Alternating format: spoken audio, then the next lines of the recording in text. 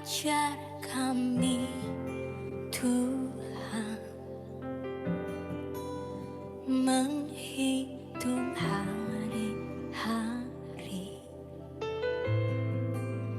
agar kami boleh hati bijaksana.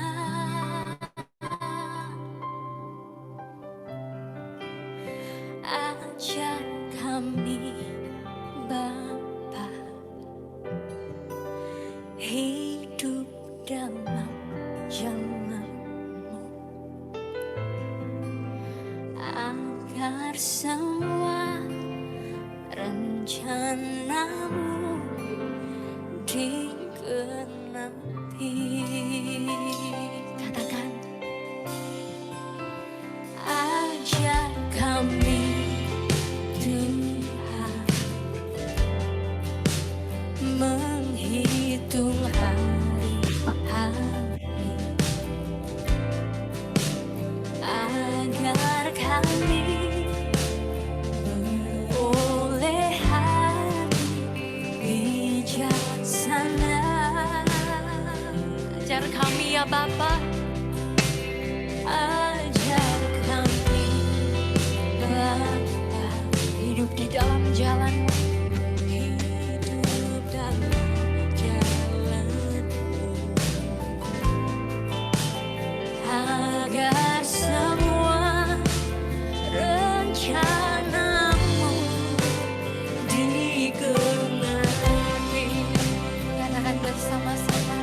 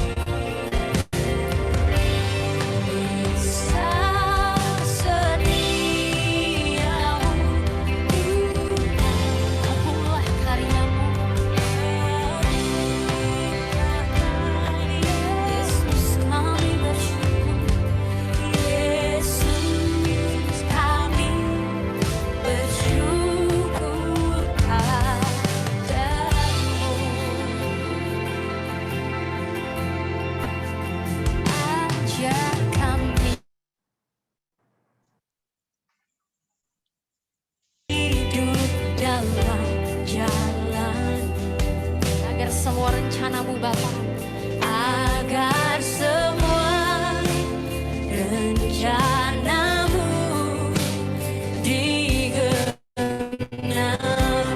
Katakan, mulialah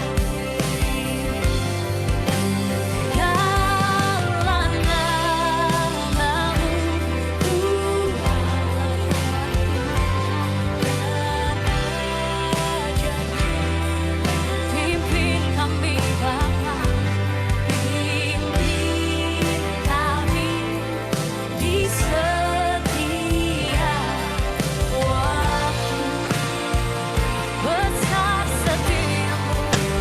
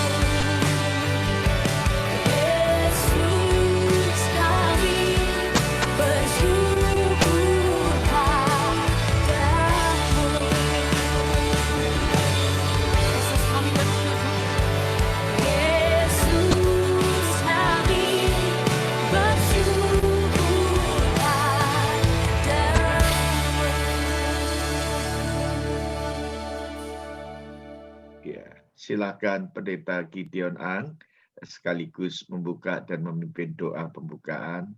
Mari silakan. Selamat malam, saudara sekalian, baik jemaat dari IPC ataupun dari manapun yang ikut serta di dalam acara pada malam hari ini. Pertama-tama bersyukur kepada Tuhan dan juga berterima kasih kepada IPC dan juga baik itu Gembala ataupun hamba Tuhan, Gembala Pak Joni dan hamba Tuhan baik Pak Sabian dan juga semua majelis dan juga para pengurus dan juga jemaat yang bisa bertemu pada malam hari ini. Ya, nah ini saudara mungkin sedikit saya perkenalkan Wonderful Life Ministry itu ada dengan singkatnya visinya itu adalah making actual, lalu active and attractive Christian, ya, and pastor sebetulnya. Jadi sekarang kita arah menjadikan orang Kristen itu seorang Kristen yang aktual, yang aktif dan yang atraktif. Jadi menyederhanakan teologi, saudara ya. Nah, yang misinya satu, sudah study for ministry, ya. Jadi, nah sebelum itu juga terima kasih ya atas kerjasama kali ini dan kami nanti menawarkan program-program pembinaan. Ya, baru saja kami selesai di Hong Kong dengan Buksu Selamat, Pendeta Selamat yang 8 seri kami di sana membawakan dan dulu mereka ada program IDC yaitu Intentional Indonesia Disciple Program Class dan mereka cukup diberkati. Saya percaya juga Sydney akan diberkati. Ya, jadi malam hari ini saudara dan tanggal 30 ya juga 2 seri ini. Katanya saudara kalau saudara berminat di dalam kelas pemuritan silakan mendaftarkan diri karena ini dapat 1 SKS katanya saudara ya kalau untuk sertifikat pelayanan ya. Jadi kami harap nanti saya yakin di Sydney kalau di Hong Kong itu sudah ada 30 orang itu mendapat sertifikat kehadiran dan ada 12 yang gold ya. Jadi lengkap gitu. Jadi saya harap di Sydney Pak Jody izin kalau bisa dapat paling sedikit 12 murid ini ya yang dari peserta ini ya. Jadi kita doakan, saya yakin nanti malam hari ini tentang penginjilan. Baik saudara, sebelum masuk kita akan masuk dalam doa. Sebelum saya akan bawakan pembukaan, lalu nanti akan masuk langsung kepada Pendeta Pastor Max Chandra. Ya, mari kita berdoa. Ya Tuhan, kami mengucap syukur dan berterima kasih. Kalau pada malam hari ini di dalam situasi pandemi, kami justru bisa bertemu dari berbagai macam negara. Dari Sydney, jemaat-Mu yang setia, hamba-hamba-Mu yang setia, para pengurus yang setia, boleh bertemu di dalam program Wonderful Life of Ministry yang kami boleh hadir di Sydney ya Tuhan. Kami percaya bukan kebetulan kami bisa bertemu. Tapi Tuhan ingin membentuk kami menjadi orang Kristen yang aktual, yang aktif dan atraktif. Kami sudah banyak mengetahui ya Tuhan. Kami ingin menjalankannya. Supaya biar kami boleh mengalami penyertaan-Mu yang menyertai kami sampai kepada akhir zaman. Kami mau belajar study for ministry, bukan lain Tuhan. Kami ingin menyerahkan waktu ini. Biar Engkau memimpin, baik sebentar hamba-Mu akan mengawali, lalu juga hamba-Mu Pastor Max yang akan menyampaikan bagaimana penginjilan yang dilakukan di Taiwan dan juga menjadi berkat di Hong Kong. Dan kami yakin juga akan menjadi berkat di Sydney. Kami serahkan waktu ini. Mohon Roh Kudus hadir di tengah kami. Dalam nama Tuhan Yesus Tuhan Juru Selamat penebus kami hidup, kami serahkan waktu ini. Amin. Saudara sekalian, saya membawakan ini sebagai satu pengantar, yaitu saya akan membacakan dari Mazmur 63, tapi saya akan bacakan hanya ayat 1 sampai dengan ayat yang ke-6 saja, saudara ya. Jadi saudara boleh baca 2 Mazmur 62 dan 63 ya. Nah ini saya berikan tema hari ini Seeing God, bagaimana kita bertemu Allah, bagaimana kita melihat Allah ya, sebagai satu holistik nanti ya. Setelah lain kita hari ini membahas tentang penginjilan. Saya bacakan dulu Mazmur 63. Demikian bunyi firman Tuhan. Kerinduan kepada Allah, Mazmur Daud, ketika ia ada di padang gurun Yehuda. Ya Allah, Engkaulah Allahku. Aku mencari Engkau, jiwaku haus kepadamu, tubuhku rindu kepadamu, seperti tanah yang kering dan tandus, tiada berair. Demikianlah aku memandang kepadamu di tempat kudus, sambil melihat kekuatan-Mu dan kemuliaan-Mu. Sebab kasih-Mu, kasih setiamu lebih baik daripada hidup. Bibirku akan memegahkan Engkau. Demikianlah aku mau memuji Engkau seumur hidupku dan menaikkan tanganku demi nama-Mu. Seperti dengan lemak dan sumsum jiwaku dikenyangkan, dan dengan bibir yang bersorak-sorai mulutku memuji-muji. Nah, setelah sekalian hari ini saya bagi jadi 2 bagian singkat saja supaya menyatukan tema dari pembahasan 2 kali di Sydney, yaitu mengenai tadi bertemu melihat Allah ya. Itu adalah kesatuan antara theology and life. Bagaimana kita belajar remen teologi, teologi awam yang disederhanakan supaya bisa menyatu dengan hidup. Nah, itu saudara, Mazmur 62 khususnya di dalam ayatnya yang kedua, ya, ayat yang kedua, ayat yang dalam Mazmur 62 di dalam ayat ke-12 maksud saya, itu adalah dikatakan, satu kali Allah berfirman, dua hal yang aku dengar, bahwa kuasa dari Allah asalnya, dan daripadamu juga kasih setia ya Tuhan. Nah, di sini saudara, di dalam Mazmur 62, itu pemazmur, itu dia mendengar. Di dalam Mazmur 63, khususnya di dalam ayatnya yang ketiga, itu dia melihat, saudara. Demikianlah aku memandang kepadamu di tempat kudus. Jadi from hearing to seeing. Nah, di sini saya ingin mengutip, saudara, perkataan dari Dietrich Bonhoeffer. Christianity without discipleship is always Christianity without Christ. Ini satu teguran yang keras. Kekristenan tanpa pemuritan adalah selalu kekristenan tanpa Kristus. Ini keras sekali, saudara. Ya, kita bukan setuju semua pandangan Bonhoeffer, tapi dalam hal ini dia mengatakan hal yang benar di dalam bukunya The Cost of Discipleship. Jadi hari ini, saudara yang hadir, kami bersuka cita. Saudara adalah orang Kristen yang di tengah-tengah pandemi bahkan ingin belajar menjadi murid Kristus. Jadi kekristenan tanpa pemuritan, saudara, adalah selalu kekristenan tanpa Kristus. Arti kita jadi muridnya siapa ini? Ya, kita mengikut siapa ini? Kalau mengikut Kristus, kita harusnya dimuridkan. Nah, inilah saudara kerinduan dari making actual, attractive, and active Christian. Ya. Nah, yang kedua, kalimat yang mengatakan the only true Christian is the practicing Christian. Jadi orang Kristen yang betul sesungguhnya adalah yang mempraktekannya, saudara. Jadi kita sudah baca banyak, kita sudah dibimbing banyak, kita ingin menjalankannya, melakukannya. Ya. Nah, jadi ini hubungan antara teologi dan hidup. Nah, di situ ada 4, saudara. Yang pertama itu adalah dikatakan di sana dimulai dengan kehausan. Ayat yang kedua, ya Allah, Engkau Allahku, aku mencari Engkau, jiwaku haus kepadamu, tubuhku rindu kepadamu. Jadi dengan kehausan, saudara, biarlah malam ini rindu dididik, dibina menjadi murid Kristus. Jasmani dan rohani. Jadi antara jiwa yang haus dan tubuh yang rindu. Kita bawa tubuh kita ini, saudara, ya, dengan sehat kita masih bisa ikut pembinaan ini, anugerah Tuhan. Ya. Lalu yang kedua itu, saudara, adalah seluruh hidup dikatakan tadi, saudara, ya, sebuah kasih setiamu lebih baik dari hidup. Jadi seluruh hidup kita. Ya, bahkan dikatakan demikian, aku mau memuji Engkau seumur hidupku. Ya, jadi ini betul-betul, saudara, seluruh hidup kita. Ya, jasmani rohani tapi juga seluruh hidup merefleksikan tentang Tuhan. Nah, itu murid-murid Kristus demikian.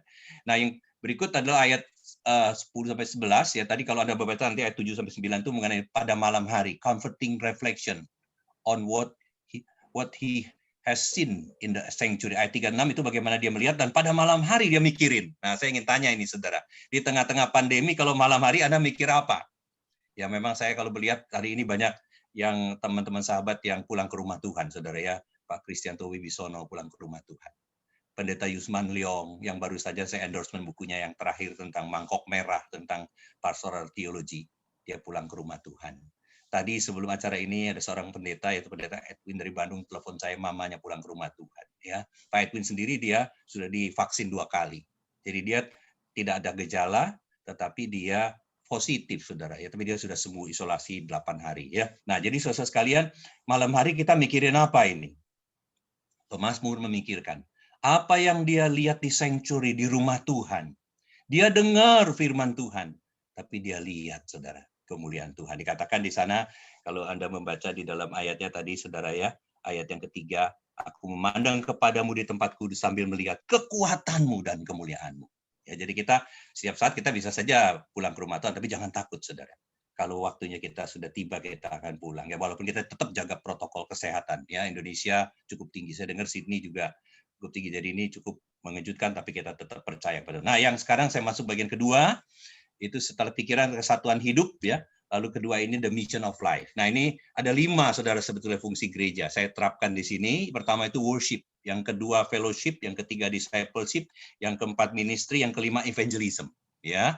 Nah, jadi apa itu worship? Seeing God Himself, melihat Allah pada dirinya sendiri, saudara. Kalau kita ibadahnya kuat, itu gereja akan kuat, ya, stronger through worship. Nah, itu simbolnya itu disebutnya glorious, mulia, kemuliaan Tuhan. Seeing God Himself. Yang kedua, fellowship.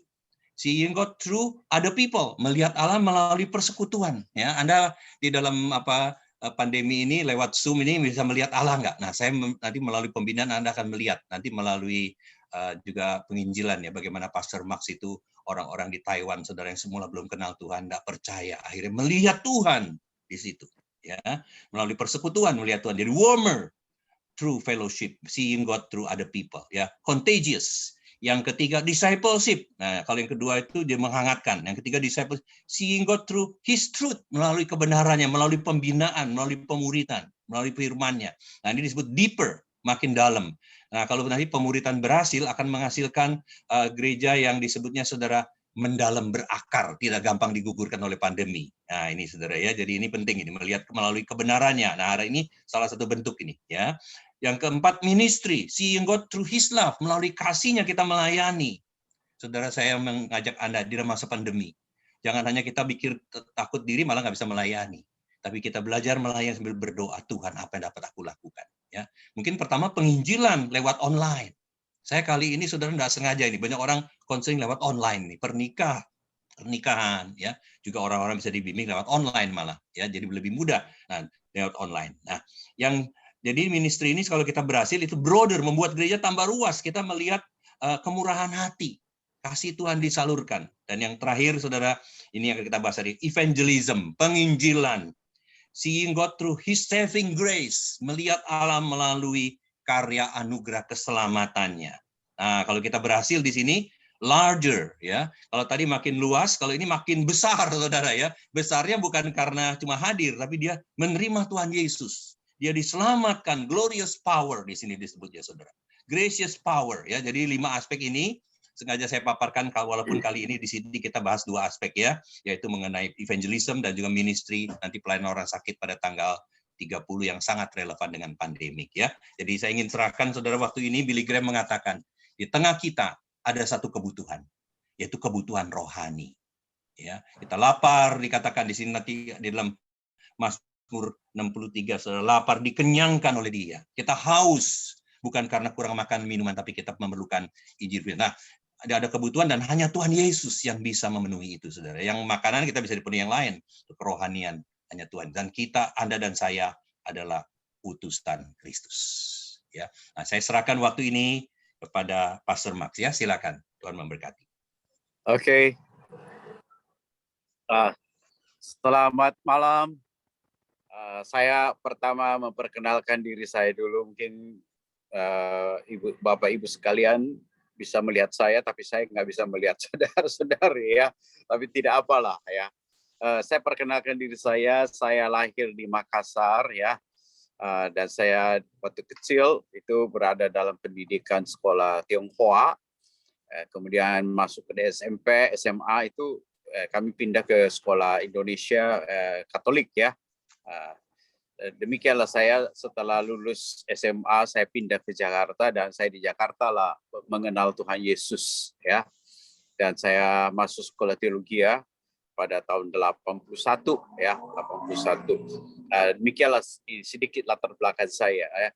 Kemudian saya melanjutkan studi saya di Taiwan dan akhirnya saya tinggal di Taiwan ya. Apa yang menyebabkan saya tinggal di Taiwan? Karena saya mendekati bertemu dengan orang-orang Thailand ya. 22 tahun yang lalu di Taiwan ini banyak sekali orang Thailand ya. Ada 150.000 orang Thailand dan kami menginjili mereka. Dan sungguh saudara, dan saya melihat bagaimana Tuhan bekerja dan banyak sekali orang Thailand itu menerima Tuhan Yesus ya. Saya satu kali datang ke satu konstruksi bangunan ya, situ ada 1.000 orang Thailand.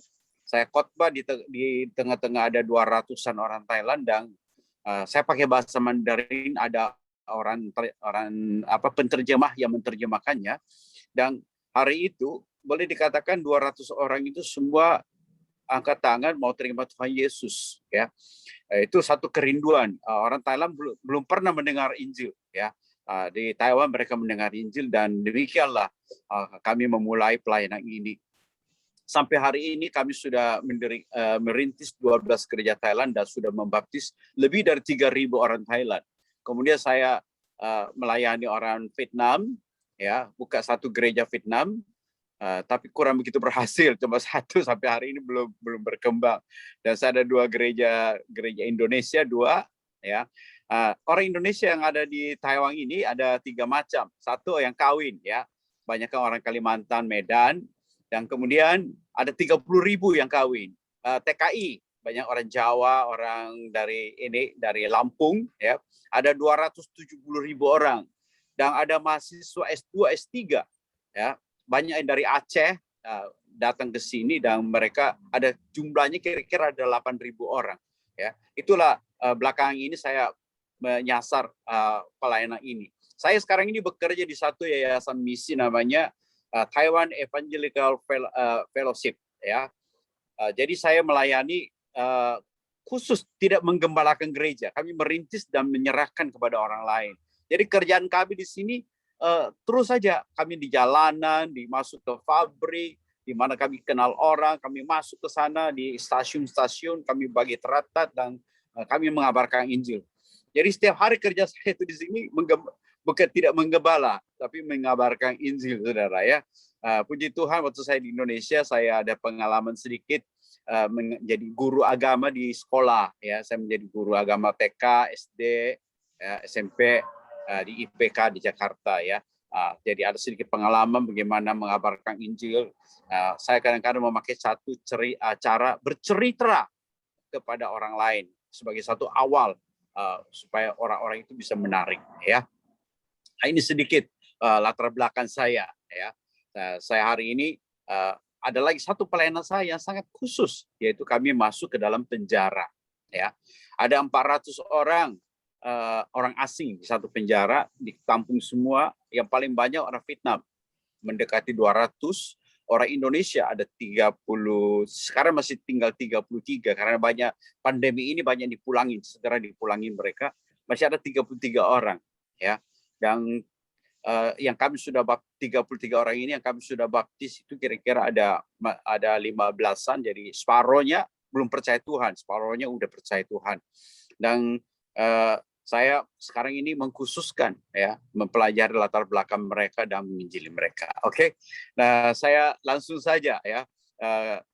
Jadi saya hari ini bukan saja mengajarkan teori-teori, mengajarkan dasar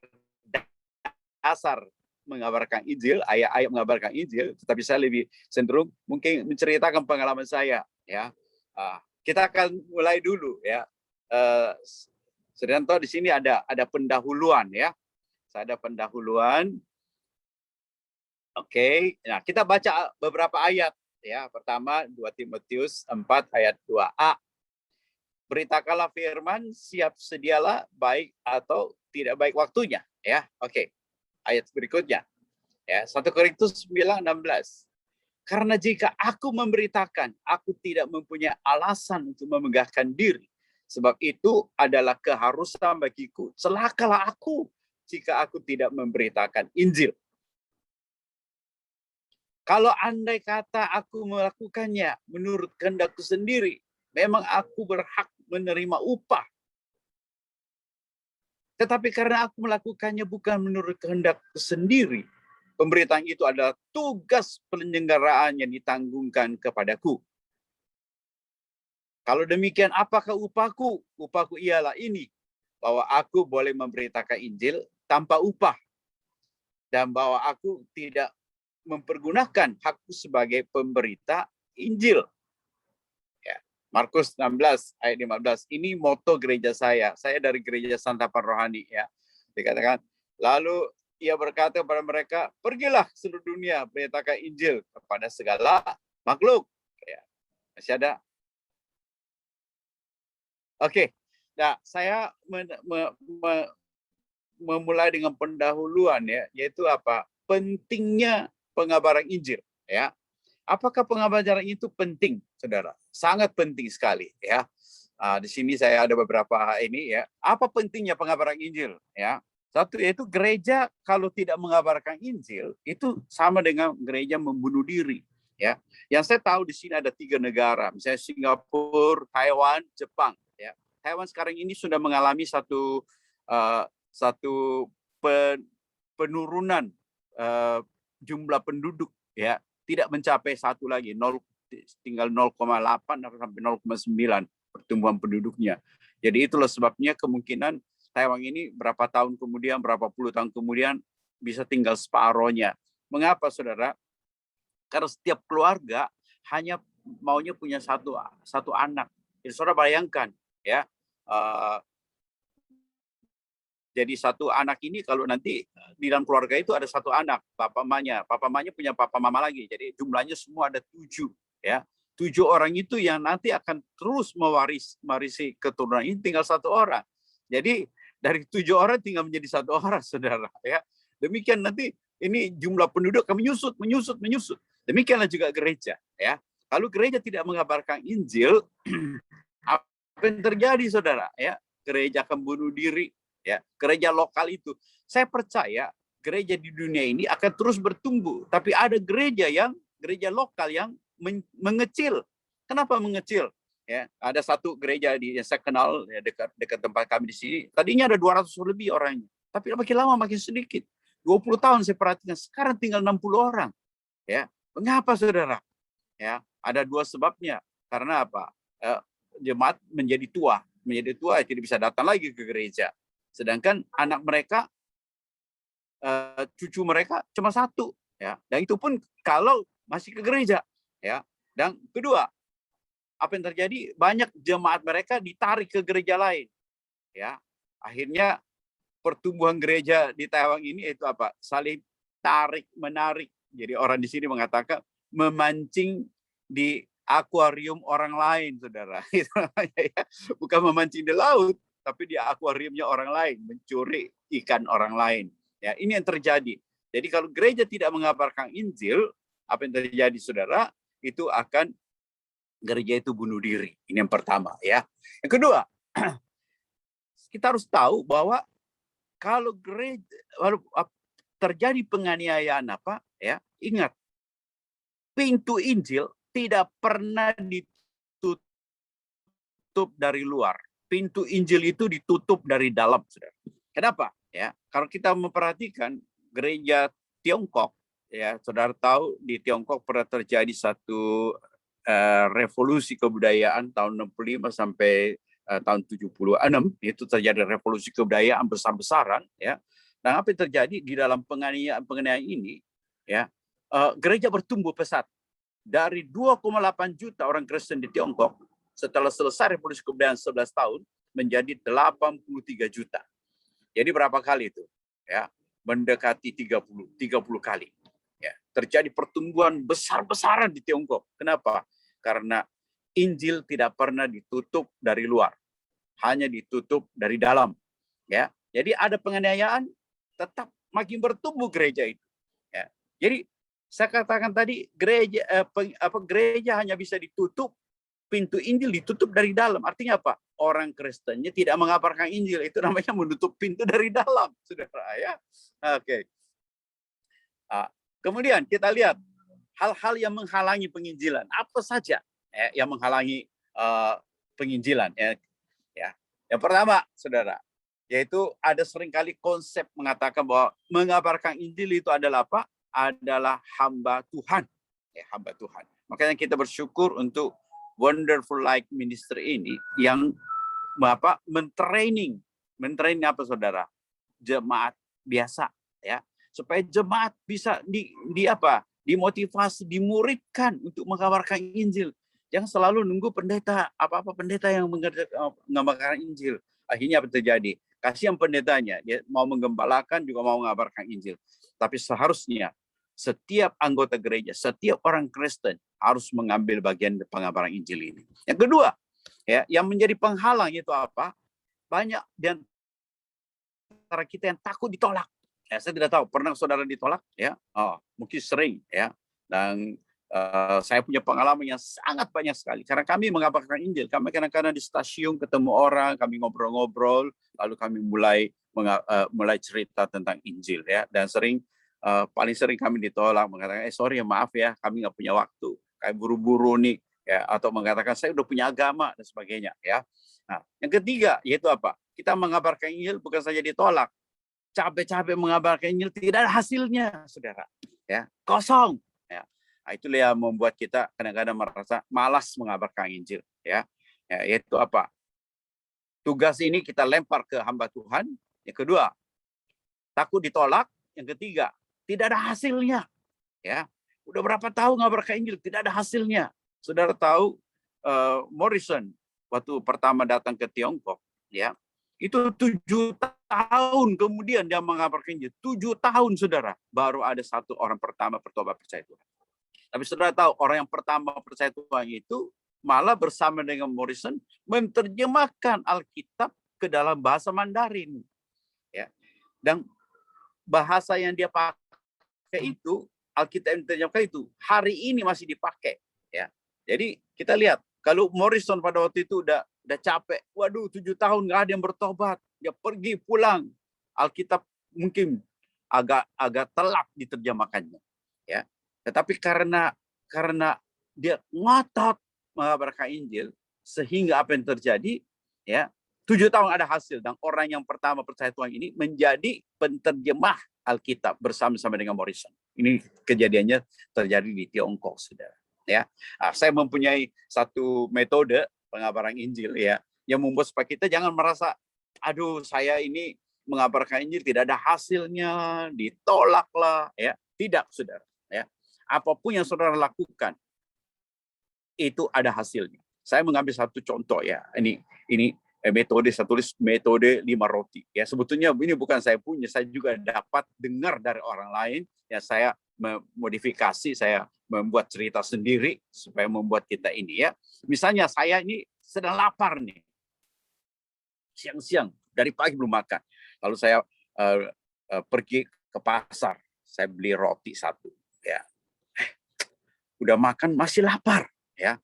Tentu lapar, saudara. Dari pagi nggak makan, ya siang pasti cuma makan 1 roti tidak mungkin bisa mengenyangkan saya. Saya jalan lagi, saya lihat ada warung, saya mampir beli lagi 1 roti, makan lagi, tidak kenyang. Saya dalam hati mengatakan ini rotinya jelek, ya, tidak membuat saya bisa kenyang. Saya jalan lagi.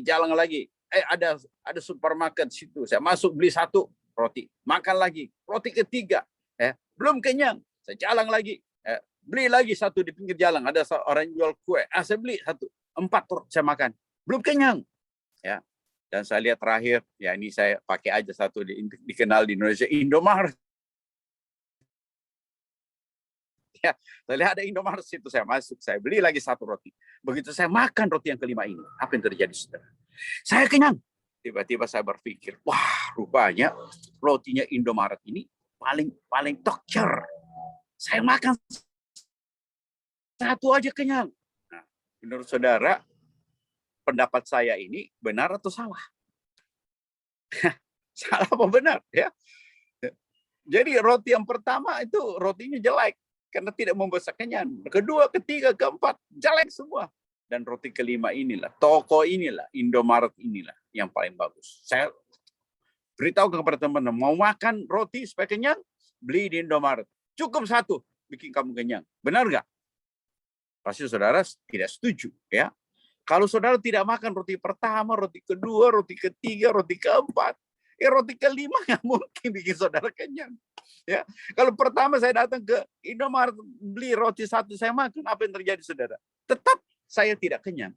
Ya, inilah. Jadi di dalam pengabaran Injil itu, ya, kita harus mempunyai satu pandangan demikian, ya, bahwa apa yang kita lakukan untuk Tuhan, ya, itu sebetulnya mempunyai seperti kita memberikan makan 1 roti, saudara. Ya, kita makan 1 roti kepada Dia. Sebab itu mungkin kita hanya membagi teratat. Misalnya contoh nih, ya, satu hari di Taiwan ini pas sekarang ini di jalan nggak ada orang nih, saudara. Ya, kosong di jalanan di Taiwan. Kenapa? Karena ada typhoon. Ya, jadi bukan pandemik, saudara, tapi typhoon datang, jadi nggak ada yang keluar rumah nih. Ya. Jadi sini sering hujan, dan hujan itu anginnya kencang sekali. Satu kali ada hujan besar sekali, ada 1 orang ibu-ibu berteduh di depan kantor saya. Ya, jadi waktu dia berteduh, pas kantor saya waktu itu di lantai 1, ya, dia berteduh. Saya suruh dia masuk aja, Bu. Nggak enak, basah baju saya, nggak apa-apa. Saya masuk, saya kasih dia kursi duduk. Dia tunggu. Itu hujan nggak berhenti. Dia kelihatannya gelisah. Saya bilang, kalau kamu mau pulang, saya ada payung nih. Ya, saya ambil payung, saya cari-cari nggak ketemu payung. Ketemu payung istri saya, paling dia sayang punya payung. Saya ragu-ragu mau kasih nggak. Kalau kasih dan nggak pulangin gimana? Nanti istri saya tanya, ini payung kesayangan dia kemana? Akhirnya saya berpikir, enggak, biarlah, kasih aja dia pakai. Ya, dia mau pulangin, tidak pulangin itu lain urusan. Saya bilang, Ibu, pakai aja payung ini. Ibu bisa pulang dulu. Waduh, nggak enak. Nggak apa-apa, pakailah. Ya, akhirnya dia pakai payung itu pulang. Besoknya sudah nggak hujan gede, dia balik, datang, dia pulangin payungnya kepada saya. Lalu dia lihat, oh ini kantor misi ya. Sebenarnya iya, kami mengabarkan Yesus. Saya bagi teratat kasih ke dia. Dia bilang, oke, nanti saya akan baca ya. Saudara yang saya kasih Tuhan ya. Mungkin dia udah percaya Tuhan, saya nggak tahu.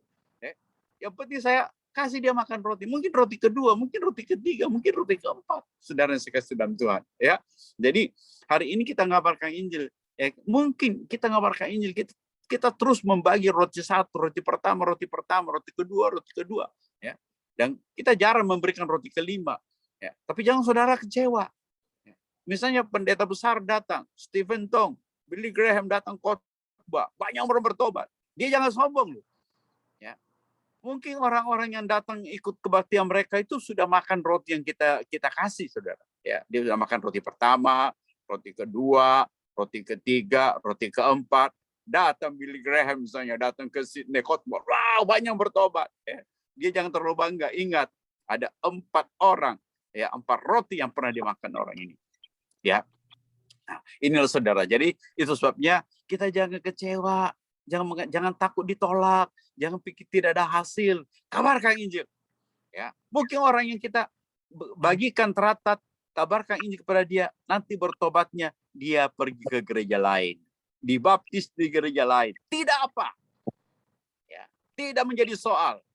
Mungkin juga ada orang lain yang memberi 4 roti, dia tiba-tiba datang ke tempat kita nginjilin, dia bertobat. Tuhan juga bisa buka jalan seperti itu, saudara. Ya, nah, itulah sebabnya kita harus terus menabur. Jangan selalu mau menuai. Gimana saudara bisa menuai kalau belum pernah menabur? Ya, saudara, kalau seluruh gereja di dunia ini mau menuai, tapi tidak ada yang menabur, sulit, saudara. Ya, nah, saya di sini ada 3 kesaksian. Saya ingin ceritakan ada 3 kesaksian saya pengabaran Injil. Ya, nah, ini juga saya dengar dari satu pendeta. Ya. Nah, ini ada satu ibu namanya Noni, ya, ibu ini namanya Noni, ya. Dia dari kecil bersekolah di sekolah Kristen dan juga ada gurunya yang baik sama dia, ya. Nah, sebab itu mungkin ibu Noni ini sudah makan 4 roti, saudara. Ya, dia sudah makan 4 roti. Kemudian dia pindah ke Jakarta, dia tinggal pas di depan gereja, ya. Dia sebetulnya pengen ke gereja, tapi dia nggak kenal satu orang pun di gereja itu. Sebab itu hari Minggu, gereja 9 mulai, dia 8:30 udah berdiri di depan pintu pagar dia. Dengan baju yang bagus, seperti mau bepergian. Ya, dia berdiri di situ, kalau hujan dia pakai payung, dia menyalami setiap anggota gereja yang lewat di situ. Ya, mau masuk ke gereja. Selamat pagi, sampai orang-orang sana semua kenal dia. Ya. Nah, apa yang terjadi, saudara? Satu hari pendeta yang sudah tua itu pensiun. Maka datanglah seorang pendeta yang baru lulus sekolah teologi, baru datang. Minggu itu adalah minggu pertama dia datang ke gereja itu. Ya. Dan pas jam 9 lonceng gereja bunyi, teng teng teng teng. Semua jemaat masuk. Pendeta ini kebetulan hari itu dia nggak khotbah. Ya. Dia keluar, dia lihat-lihat masih ada nggak jemaat yang masih di luar, dia suruh masuk. Dia lihat Ibu Noni di seberang pakai baju yang kayak mau pergi ke gereja. Ini pendeta muda ini yang belum nggak kenal Ibu Noni. Kenapa kamu masih di situ? Ayo cepat, gereja udah mulai. Wah, Ibu Noni senangnya. Ya, cepat-cepat dia masuk. Boleh Pak, boleh. Kenapa nggak boleh? Dia datang. Ya, begitu dia datang, semua mata memandang dia, saudara. Jemaat itu cukup besar, ada 300 orang kebaktian. Ya, semua orang memandang dia. Rupanya Noni orang Kristen juga ya. Noni juga merasa kikuk, semua orang melihat dia, saudara. Ya. Dan apa yang terjadi, saudara? Nah, akhirnya Ibu Noni ini bertobat dan percaya Tuhan. Dan dia berkata kepada pendeta muda ini, saya 10 tahun pindah ke seberang. Tidak ada satu orang pun yang mengajak saya. Setiap hari Minggu pagi, saya berdiri di depan pintu pagar saya. Saya harap ada yang mengatakan, Ibu, mari ikut kebaktian. Tidak ada satu orang pun yang membuka suara mengundang saya. Ya, saudara sekasih dalam Tuhan. Ya, saya tidak tahu ya di gereja saudara, apa di sekitar saudara, di lingkungan saudara, di masyarakat saudara, ada nggak ibu-ibu noni seperti ini? Di Alkitab ada, saudara, yaitu siapa? Cornelius. Dia sebetulnya rindu sekali mau percaya Tuhan. Pengen datang ke gereja. Ya. Pengen kenal Tuhan Yesus. Tapi orang Yahudi, orang Kristen Yahudi, bahkan rasul-rasul, tidak mau mengabarkan Injil kepada orang kafir. Akhirnya Tuhan pakai siapa? Tuhan pakai malaikat. Kasih tahu Cornelius, suruh Cornelius panggil Simon Petrus di Yope, bawa dia datang untuk mengabarkan Injil. Ya. Di sekitar kita nih banyak Cornelius. Di sekitar kita banyak ibu noni. Ya. Sebab itu saudara, jangan saudara pikir pengabaran itu susah. Tidak. Pengabaran Injil itu saudara ya adalah pekerjaan Tuhan. Kita hanya apa? Menyaksikan Tuhan bekerja dalam hidup kita. Banyak. Hanya saudara, mungkin sekitar saudara, banyak orang yang sedang nunggu. Mungkin teman kantor saudara, nunggu diundang, nunggu diajak. Ya. Ada orang kadang-kadang apa? Agak pura-pura malu saudara, pengen tuh dipaksa sedikit, dipaksa-paksa, ayolah, baru dia mau. Sebetulnya dalam hati kecilnya itu pengen sekali ke gereja, pengen sekali kenal Tuhan Yesus. Banyak orang seperti ini di sekitar kita.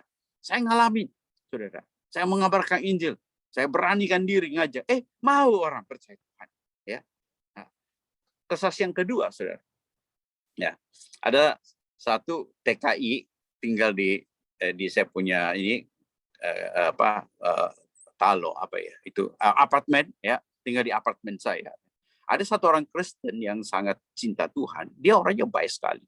Dan dia punya TKI jaga mamanya. TKI ini namanya Siti, saudara ya.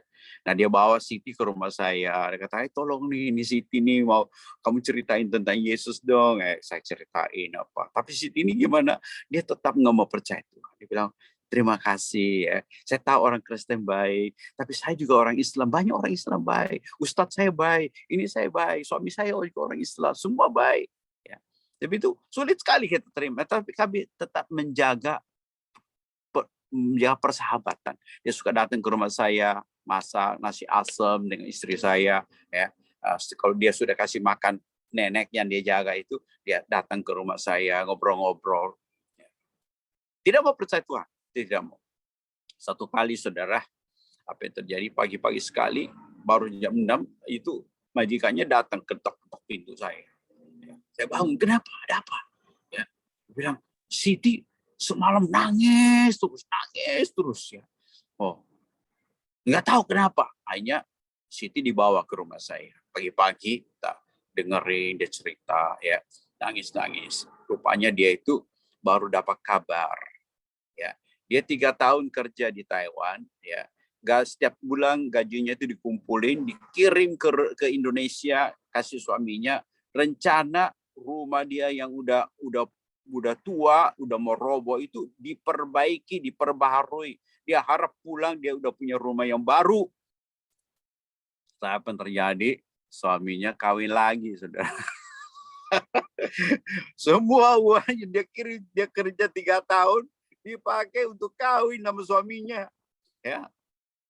Aduh, sakitnya hatinya itu perih sekali, saudara. Nangis, dia terus nangis, ya.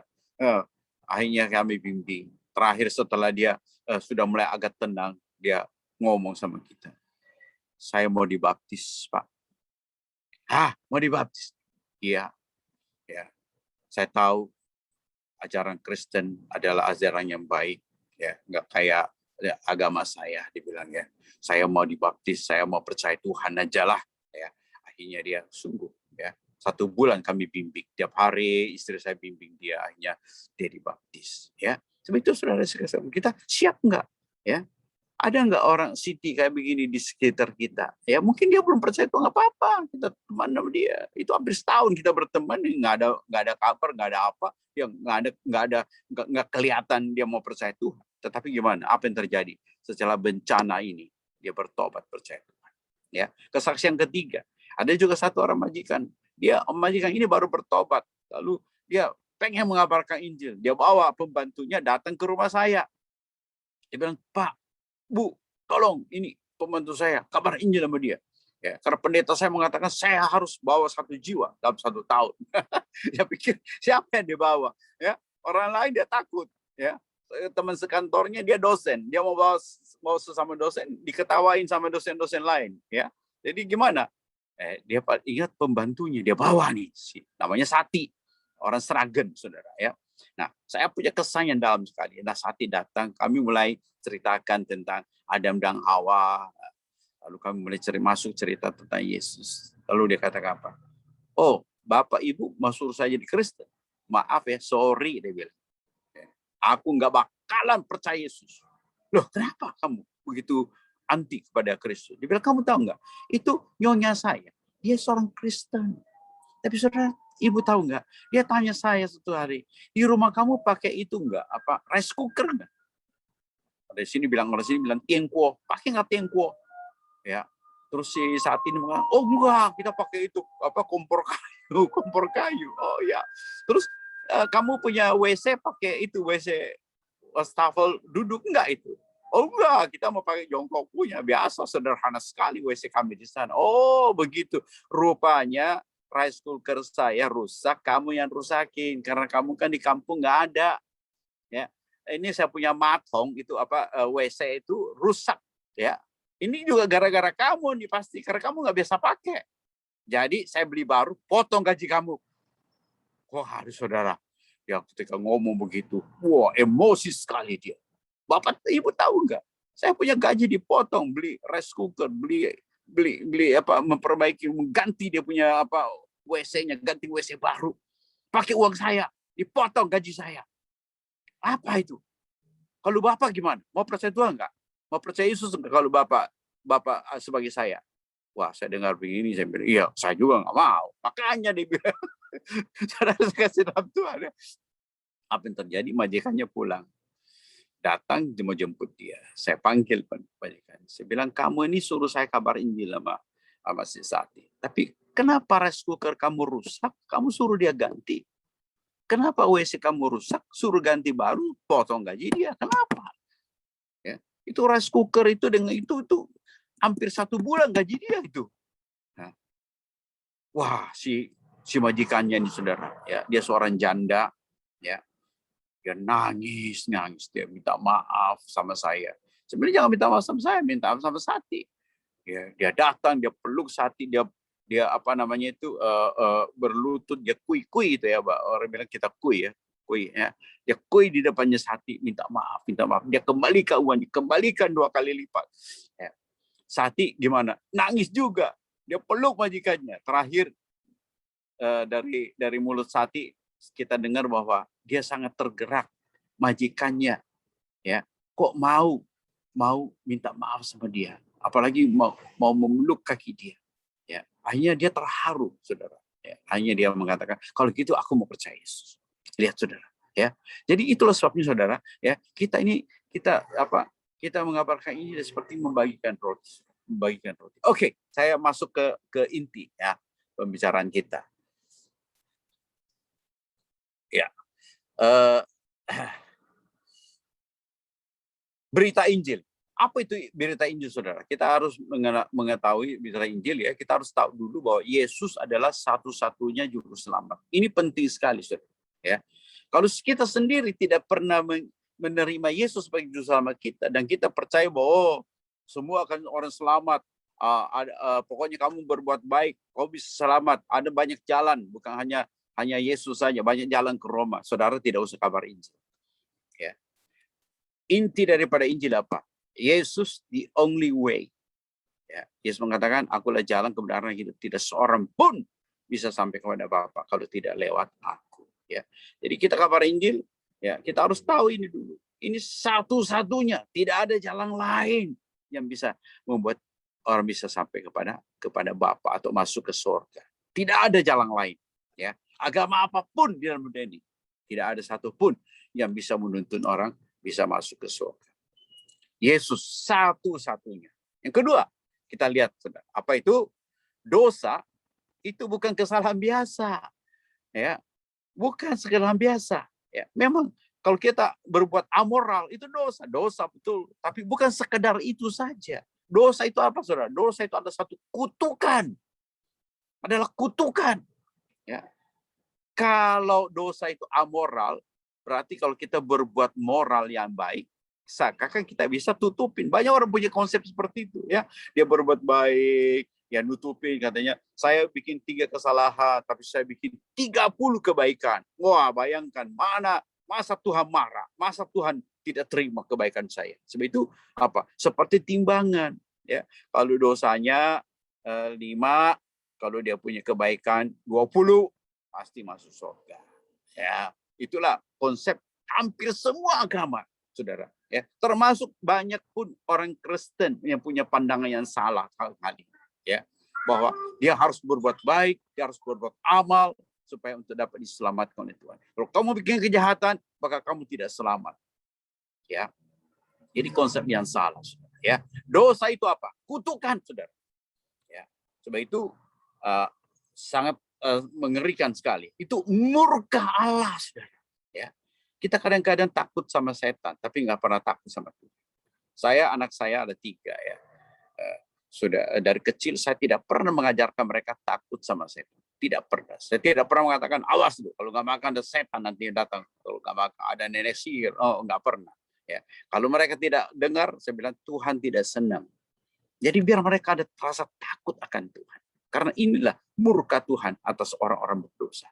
Ya, jadi di dalam Galatia pasal 3 ayat 13 itu dikatakan bahwa, ya, terkutuklah orang yang digantung di kayu salib, ya. Dia datang untuk menanggung kutukan hukum Taurat. Sebab itu Yesus Kristus, ya, menanggung apa? Murka Allah dan kutukan terhadap diri kita. Seharusnya kita yang terima, tapi Yesus di atas kayu salib mengalirkan darah, menerima kutukan. Jadi bukan sekedar amal, bukan sekedar karena kurang beramal kita. Bukan, saudara, ya. Sebab itu tidak ada cara lain untuk bebas daripada dosa. Tidak ada cara lain untuk terlepas daripada api neraka kecuali lewat darah Yesus yang dialirkan di atas kayu salib. Ya, dia menanggung kutukan itu. Tidak ada jalan lain, ya.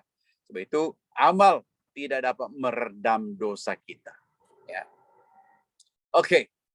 Nah, kita di sini ada lihat, saudara, ada selanjutnya, ya, yaitu anugerah alami dan anugerah keselamatan, ya.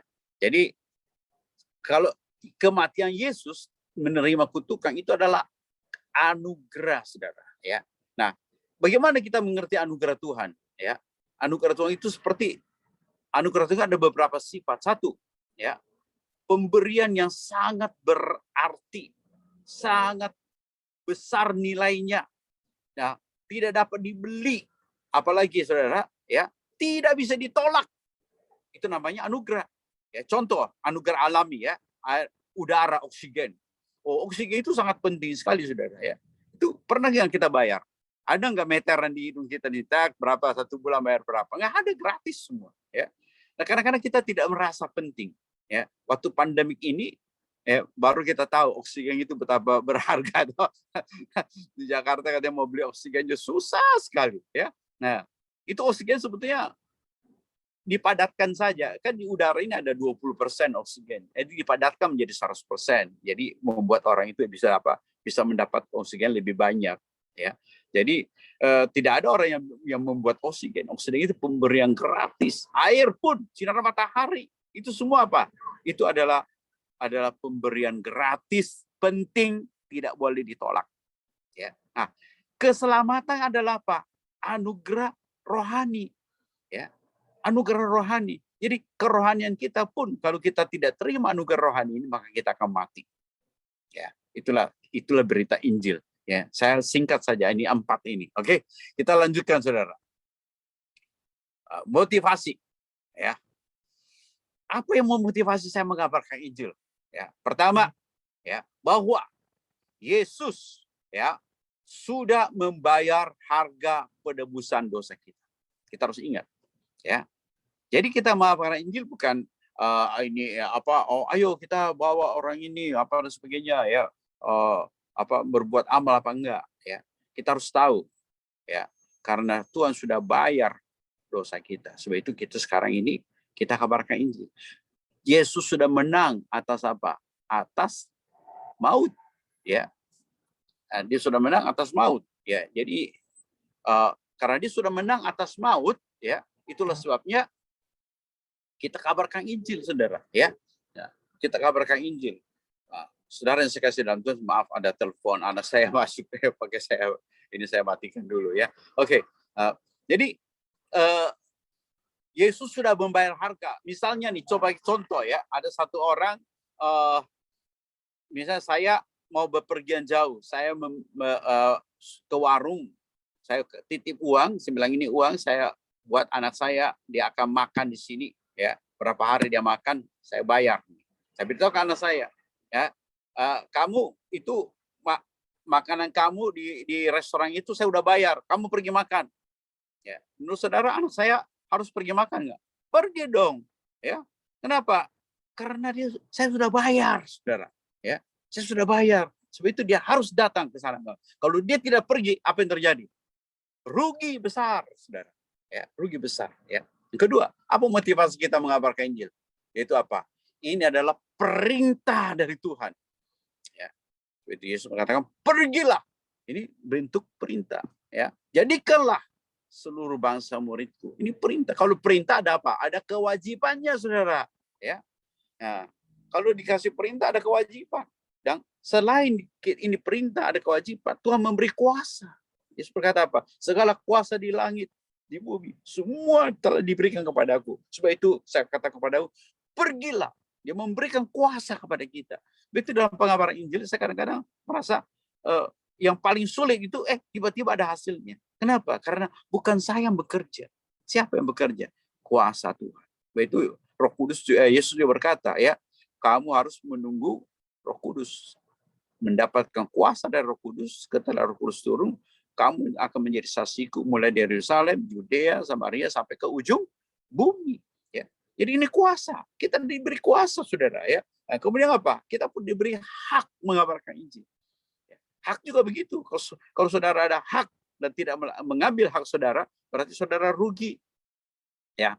Tahun lalu di Taiwan ini, setiap warga negara, setiap orang yang punya KTP atau punya baik KTP sementara, mahasiswa apa yang pokoknya punya kartu penduduk ya, bisa dapat duit $3.000 ya, dibagi-bagi. Ini nanti juga ini karena pandemik ini mungkin bulan September kali kita akan dibagi-bagi duit oleh pemerintah, saudara. Ya, ini hak saudara ya. Jadi kalau kita di ini kita bawa KTP kita akan perpos kasih KTP dan KTP bukan KTP, kartu Askes ya. Karena kartu akses itu ada chipnya ya, dia masukin ya, langsung kita didata di situ bahwa kita udah ambil uang ya. Nah, jadi kita semua dapat. Misalnya ada satu orang dia tahu ini, dia nggak mau pergi ambil, rugi dong, hak dia. Nah, mengabarkan itu adalah hak kita. Saudara bayangkan saudara ya, malaikat pun tidak punya hak seperti ini. Saudara ingat Cornelius, waktu malaikat datang, saya kadang-kadang berpikir kenapa malaikat waktu datang Cornelius langsung aja ngomong, Cornelius, Yesus sudah mendengar doa kamu. Kamu harus bertobat. Yesus mati bagi dosamu. Malaikat tidak punya hak ngomong ini. Dia harus suruh Cornelius pergi ke Yope, cari orang namanya Petrus. Petrus pun nggak mau datang ke rumah si Cornelius. Dia harus melihat penglihatan dulu, ya, baru dia datang ke sana. Dan di sana pun baru dia mengabarkan Injil. Ya. Kenapa harus rumit begitu, putar-putar? Ya. Karena malaikat tidak punya hak mengabarkan Injil. Hanya saya dan Anda yang sudah pernah mengalami keselamatan dalam Yesus yang punya hak tadi. Ini hak istimewa bagi kita sebagai orang Kristen. Jadi kita gunakan hak kita. Ya. Kemudian saudara, apa yang terjadi? Ini yang terakhir ini, ada pahala atau upah, saudara. Ya. Apa upahku? Tadi kita udah baca, toh? Paulus mengatakan, kalau aku mengabarkan Injil, aku dapat upah. Apa upahku? Upahku ialah aku mengabarkan Injil tanpa upah. Wah, ini falsafahnya ini ya, saya baca bahasa Mandarin atau bahasa Inggris agak sedikit lain ya. Dikatakan, apa upahku? Yaitu aku mengabarkan Injil supaya orang mendengar Injil itu tidak usah bayar. Ya, tapi bahasa Indonesia agak spesial ini ya. Ini orang yang menerjemahkannya ini dia punya apa? Dia dapat mendalami ini kata apa? Apakah upahku? Ialah mengabarkan Injil tanpa upah. Atau dengan kata lain, kalau kita mengabarkan Injil ya, karena apa? Supaya kita diberkati Tuhan, ya. Seringkali ada konsep yang salah dalam pikiran kita, ya. Suatu hari ada seorang anggota jemaat kita, ya. Dia seorang guru sekolah minggu, saudara. Tapi suatu hari dia udah lama tidak mau jadi guru sekolah minggu. Terlalu sibuk, udah kaya dia, saudara, ya. Bisnisnya besar, dia nggak ada waktu untuk persiapan. Dia bilang, saya nggak ngajar lagi deh sekolah minggu, ya. Kasih yang muda-muda aja. Padahal dia ngajarnya bagus. Dia nggak mau ngajar lagi. Ya. Lalu apa yang terjadi, saudara? Ya. Suatu hari rumahnya dirampok orang. Ya. Dan waktu itu dia terbangun dari itu dan perampoknya itu bawa golok tangannya. Ini jari-jarinya putus, saudara. Ya, putus. Jadi ini udah lewat berapa tahun kemudian ya. Suatu hari saya ngomong ke dia. Ya, saya bilang, mau nggak balik lagi jadi guru sekolah minggu, kita kekurangan guru sekolah minggu. Oh iya, harus. Saya bilang, oh loh, kok kamu ngomong begitu? Dia bilang, iya, dia kasih lihat tangannya, nih tangan saya. Ya. Jadi apa, saudara? Dia takut dihukum Tuhan. Ya, dia takut dihukum Tuhan. Ya. Jadi saya bilang salah konsep kamu.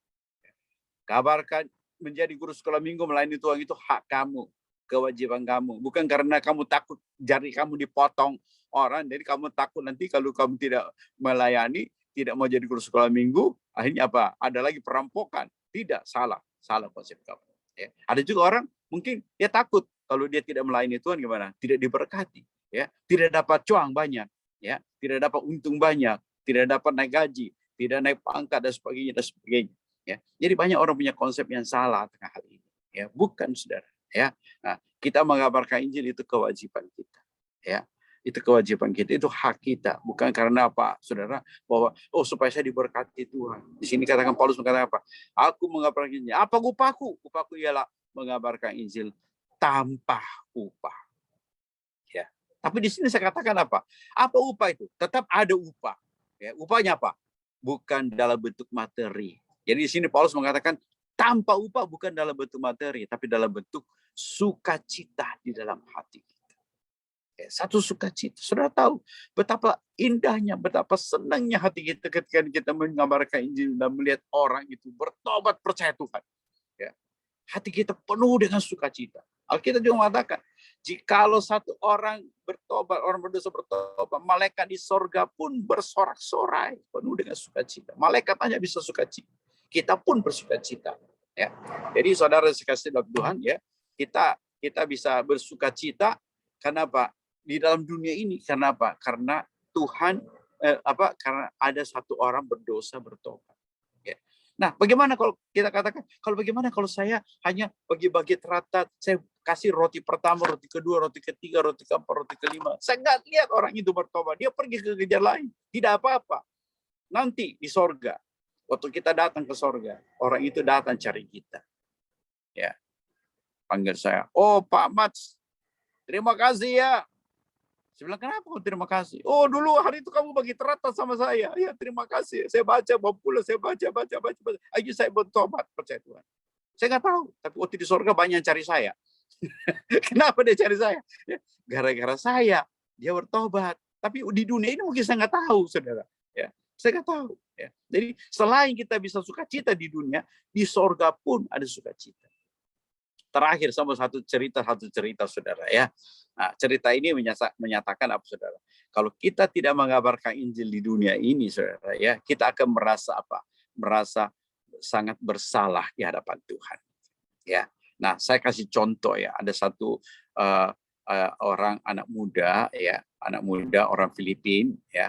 Ini saya dengar cerita, ya. Jadi orang Filipina ini, anak muda ini, saudara, dia pintar sekali. Dia lulus di sekolah dia itu juara 1.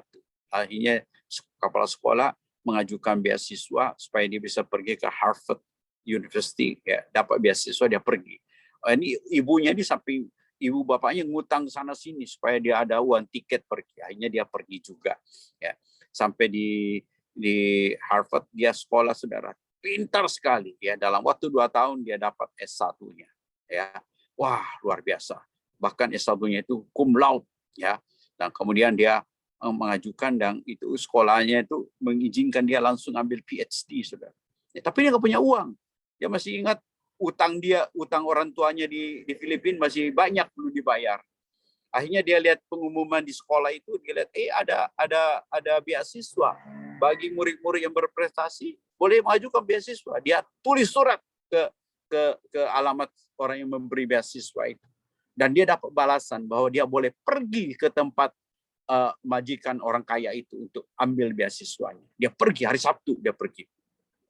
Saudara, karena dia nggak punya uang, naik bus juga pas-pasan, dia turun bus, dia harus jalan kaki masuk ya, ke rumah itu. Orang-orang kaya itu di atas gunung, di satu range, ya, luar biasa sekali besarnya. Dia jalan. Sudah hampir sampai, saudara.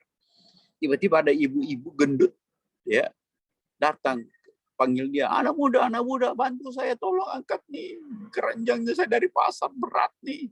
Ya, dia bilang, oh maaf ya, hari ini saya udah mandi keringat nih, saya mesti buru-buru. Akhirnya dia tidak, tolong ibu itu, dia cepat-cepat masuk ke rumah itu, dia bel, dan rumah itu buka pintu, dan dia masuk. Ya, dan dipersilakan duduk di ruangan tamu. Ya, tunggu, kok ini majikan nggak keluar-keluar ya. Setelah 2 jam dia nunggu, saudara. Pas jam 12, dia disuruh masuk ke dia punya dining room, ya, ruangan makannya. Wah, luar biasa sekali. Makanan sudah tersedia. Wah, itu orang Taiwan bilang siampeng ya, sangat harum sekali itu ya. Waduh, bikin dia lapar sekali, saudara.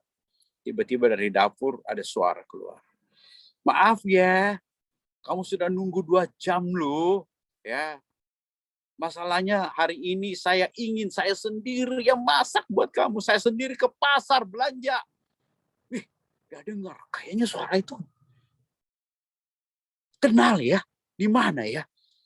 Terus tiba-tiba keluar ibu gendut. Rupanya ibu gendut yang minta tolong ke dia. Itulah bos yang mau kasih beasiswa. Wah, dia hatinya sedih sekali, saudara. Dia merasa bersalah. Dia bilang, I'm sorry. Itu berkata, oh never mind. Suruh makan, duduk makan, saudara. Waduh, makannya udah gak enak deh. Ya. Dia perasaannya gimana? Perasaan bersalah sekali. Aduh, kenapa tadi saya nggak tolong? Ya. Akhirnya setelah makan, saudara, ibu itu kasih dia 20.000 US dollar.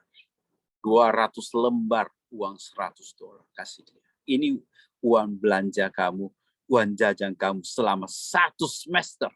Semester berikut kamu datang lagi ambil. Waduh, dia terima sambil gemetar. Dia terus ngomong, I'm sorry. Ya, sambil jalan pulang, saudara, di hatinya terus ngomong, I'm sorry. Sampai ke rumah pun dia terus ngomong.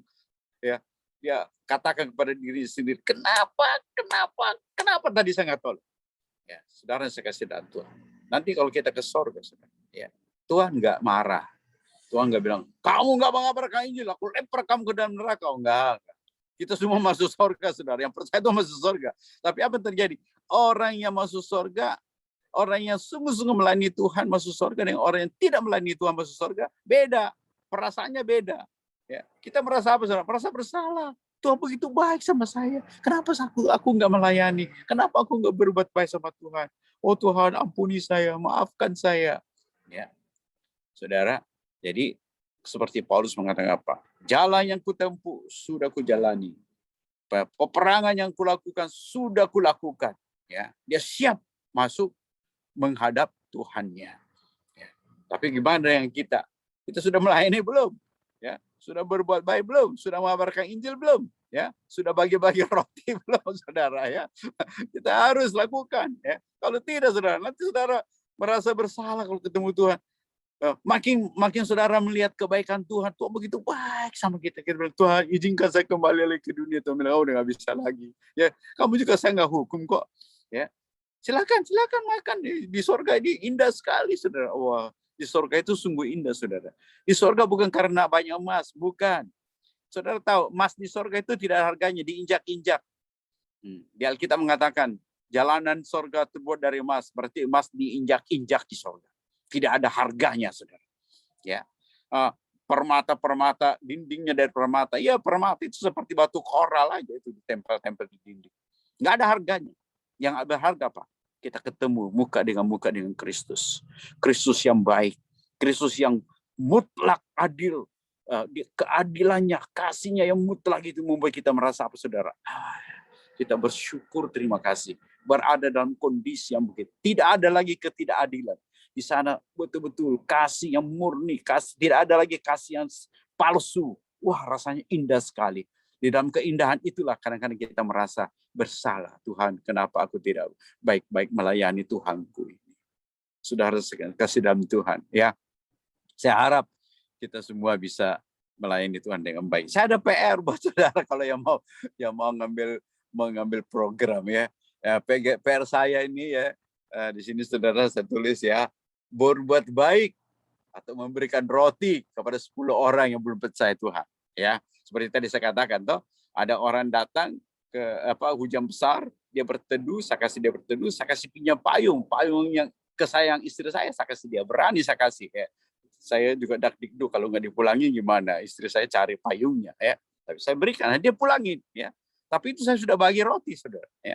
Saya percaya orang itu pasti dia udah makan roti kedua, ketiga, keempat, nggak tahu apa sudah makan roti kelima belum ya. Nah, yang ini kita cari 10 orang ya, kita lakukan 10 ya, kita buat 10, gampang lah ya. Kedua, menginjili, menceritakan keselamatan Yesus kepada 3 orang ya. Jadi kita coba menceritakan bahwa Yesus itu baik ya. Kita orang berdosa, kita dikutuk, kita dimurkai Tuhan. Yesus baik bagi kita. Hanya Yesus satu juru selamat ya. Nah, itu kita bagikan kepada 3 orang ya. Tidak perlu dia berhasil atau tidak berhasil ya. Pokoknya ceritakan. Kalau saudara ditolak, tulis bagaimana prosesnya ditolak. Kalau dia berhasil, tulis bagaimana keberhasilannya. Ya, itu PR kalau bagi saudara yang mau. Oke. Nah, sekarang saya buka kesempatan kalau ada di antara saudara yang mau mengajukan pertanyaan, silakan.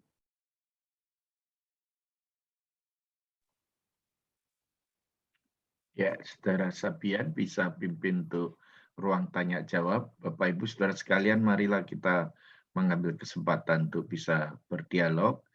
Ada 2 pembicara kita, baik Pendeta Gideon Ang maupun juga Pendeta Max Sandra.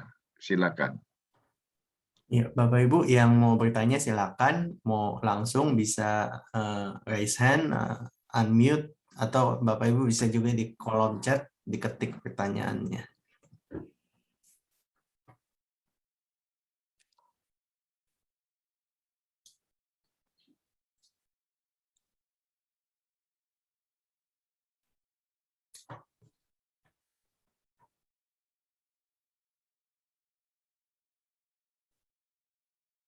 Ya, mungkin sambil menunggu, saya akan putarkan satu video tentang Wonderful Life Ministry, websitenya.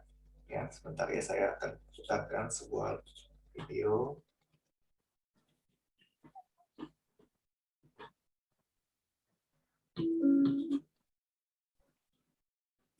Halo, Lucy, apa kabar?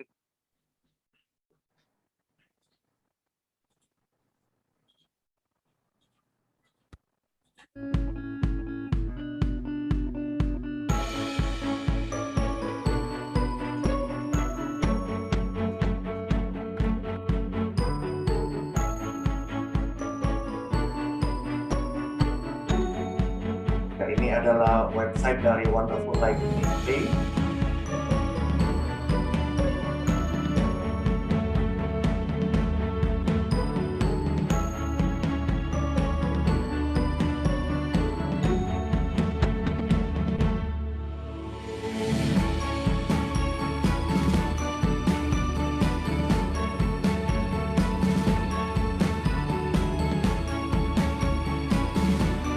Itu juga bisa mendapatkan informasi mengenai event yang akan dilakukan oleh PLN di website ini.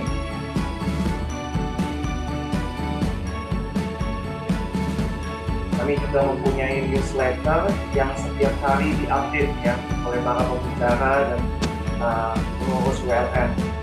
Bapak Ibu bisa subscribe, contoh newsletternya,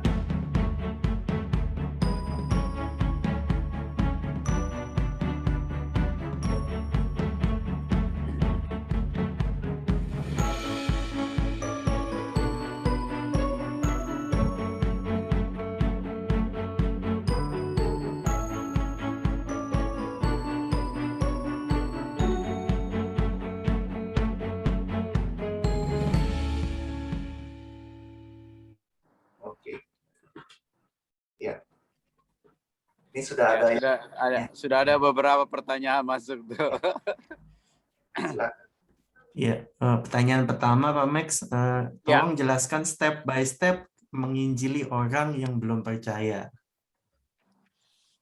Oh, step by step ya. Ya, saya begini ya. Seringkali kadang-kadang saya kalau nginjilin orang ada yang bertanya, ada yang bilang gini, oh saya udah punya agama, ya. Nah, oke, kamu punya agama, tolong ceritakan kepada saya agama kamu. Ya, saya minta dia cerita. Setelah dia cerita, oh begini, saya percaya ini. Oh ya, kok sekarang giliran saya dan cerita agama saya. Ya, toh.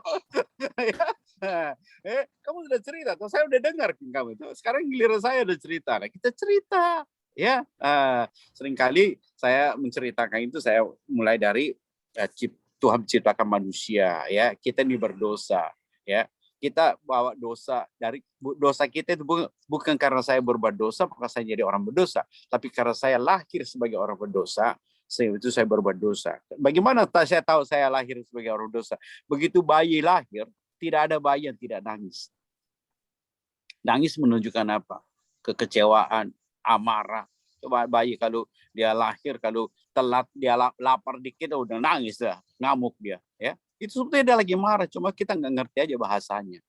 Ya, toh? Jadi kita dari kecil sudah berdosa, bayi dari kecil udah bisa berbohong lah, udah bisa egois lah, merampas milik orang lain lah. Itu yang terjadi, ya. Artinya apa? Memang kita dari kecil berdosa, ya. Nah, karena sebab itu Yesus nggak ada jalan lain, ya. Seperti tadi saya katakan anugerah itu, toh, ya. Anugerah itu tidak ada kecuali daripada Yesus Kristus, ya. Nah, tidak ada, dan karena dosa ini adalah kutukan dari Tuhan, murka daripada Allah. Tidak ada yang bisa dapat menyelesaikannya. Apakah itu dia ada yang kebaikan, dia tidak ada. Ya, saya kadang-kadang ngomong gitu, ya. Nah, dia mau percaya tidak mau, kalau dia tertarik ya kita lanjutin ceritanya. Ya. Nah, dan kadang-kadang kalau dia mulai cerita dia punya agama, oh saya seringkali dia, makanya saya juga belajar di sini ya agama Buddha. Sebetulnya kita harus bagikan itu. Buddha dengan agama rakyat, ya. Kalau bahasa Mandarin itu Fojiao itu Buddha, agama rakyat itu Mincheng Xingyang, jadi agama rakyat, ya. Jadi kalau kita orang Tionghoa yang suka pai-pai, suka ini, itu namanya agama leluhur atau agama rakyat, ya. Agama rakyat, ya. Jadi bukan Buddha. Buddha itu bukan agama. Buddha itu the way of life, ya. Nah, ada lagi namanya itu Confucius, ya. Orang sini bilang Lucia. Ya, itu juga tidak ada agama, itu namanya the way of life, ya. Nah, jadi kadang-kadang kalau dia cerita, kadang-kadang dia sendiri nggak ngerti. Kamu apa? Buddha. Coba ceritakan Buddha. Dia nggak tahu. Dia nggak tahu, ya. Saya ceritain, ya. Bagaimana Siddhartha Gautama, ya. Makanya kita juga ada persiapan, toh. Oh, akhirnya dia salut sama kita. Kemudian sekarang saya sekarang gilirannya mau cerita tentang Yesus kepada kamu. Ya toh. Kita boleh cerita kalau dia punya waktu, ya. Begitu cara saya kalau mendekati orang. Jadi jangan langsung kita bilang, oh agama lu setan, agama lu jelek. Jangan. Ya, kita dengerin dulu dong. Ya, terus terang saya katakan, ketika kita mendengarin, dia kadang-kadang sendiri merasa dia nggak tahu agamanya. Ya. Nah, waktu dia mengatakan, ya saya juga kurang belajar. Nah, kalau dibilang kurang belajar, saya kasih tahu kamu. Ya, saya belajar sedikit tentang agama Buddha apa itu, agama rakyat apa itu. Oh, hanya dia salut sama saya. Nah, kemudian terakhir saya bilang, sekarang giliran saya cerita ya tentang Yesus, ya. Dia masuk, ya. Oke, ini ya. Baik. Ini stepnya, Thank you, Pak Ya. Max. Jadi menolong untuk tahu juga latar belakang agama yang ini, ya. Iya, saya kenapa bisa kenal banyak agama, tahu agama mereka karena awalnya begitu. Ya, sebelum aku serang kamu, aku mau tahu dulu dong. Belajar. Kamu Betul. ceritakan dulu. Saya juga belajar toh. Iya, iya, iya. Nah, kita tukar pandangan toh. Betul, Oke. betul. Ya. Thank you. Pertanyaan kedua. Dalam menginjili sering dijawab, oh semua agama itu sama. Sedang Ya. kita tahu Yesuslah jalan kebenaran dan hidup. Tidak ada seorang pun sampai kepada Bapa kalau tidak melalui aku.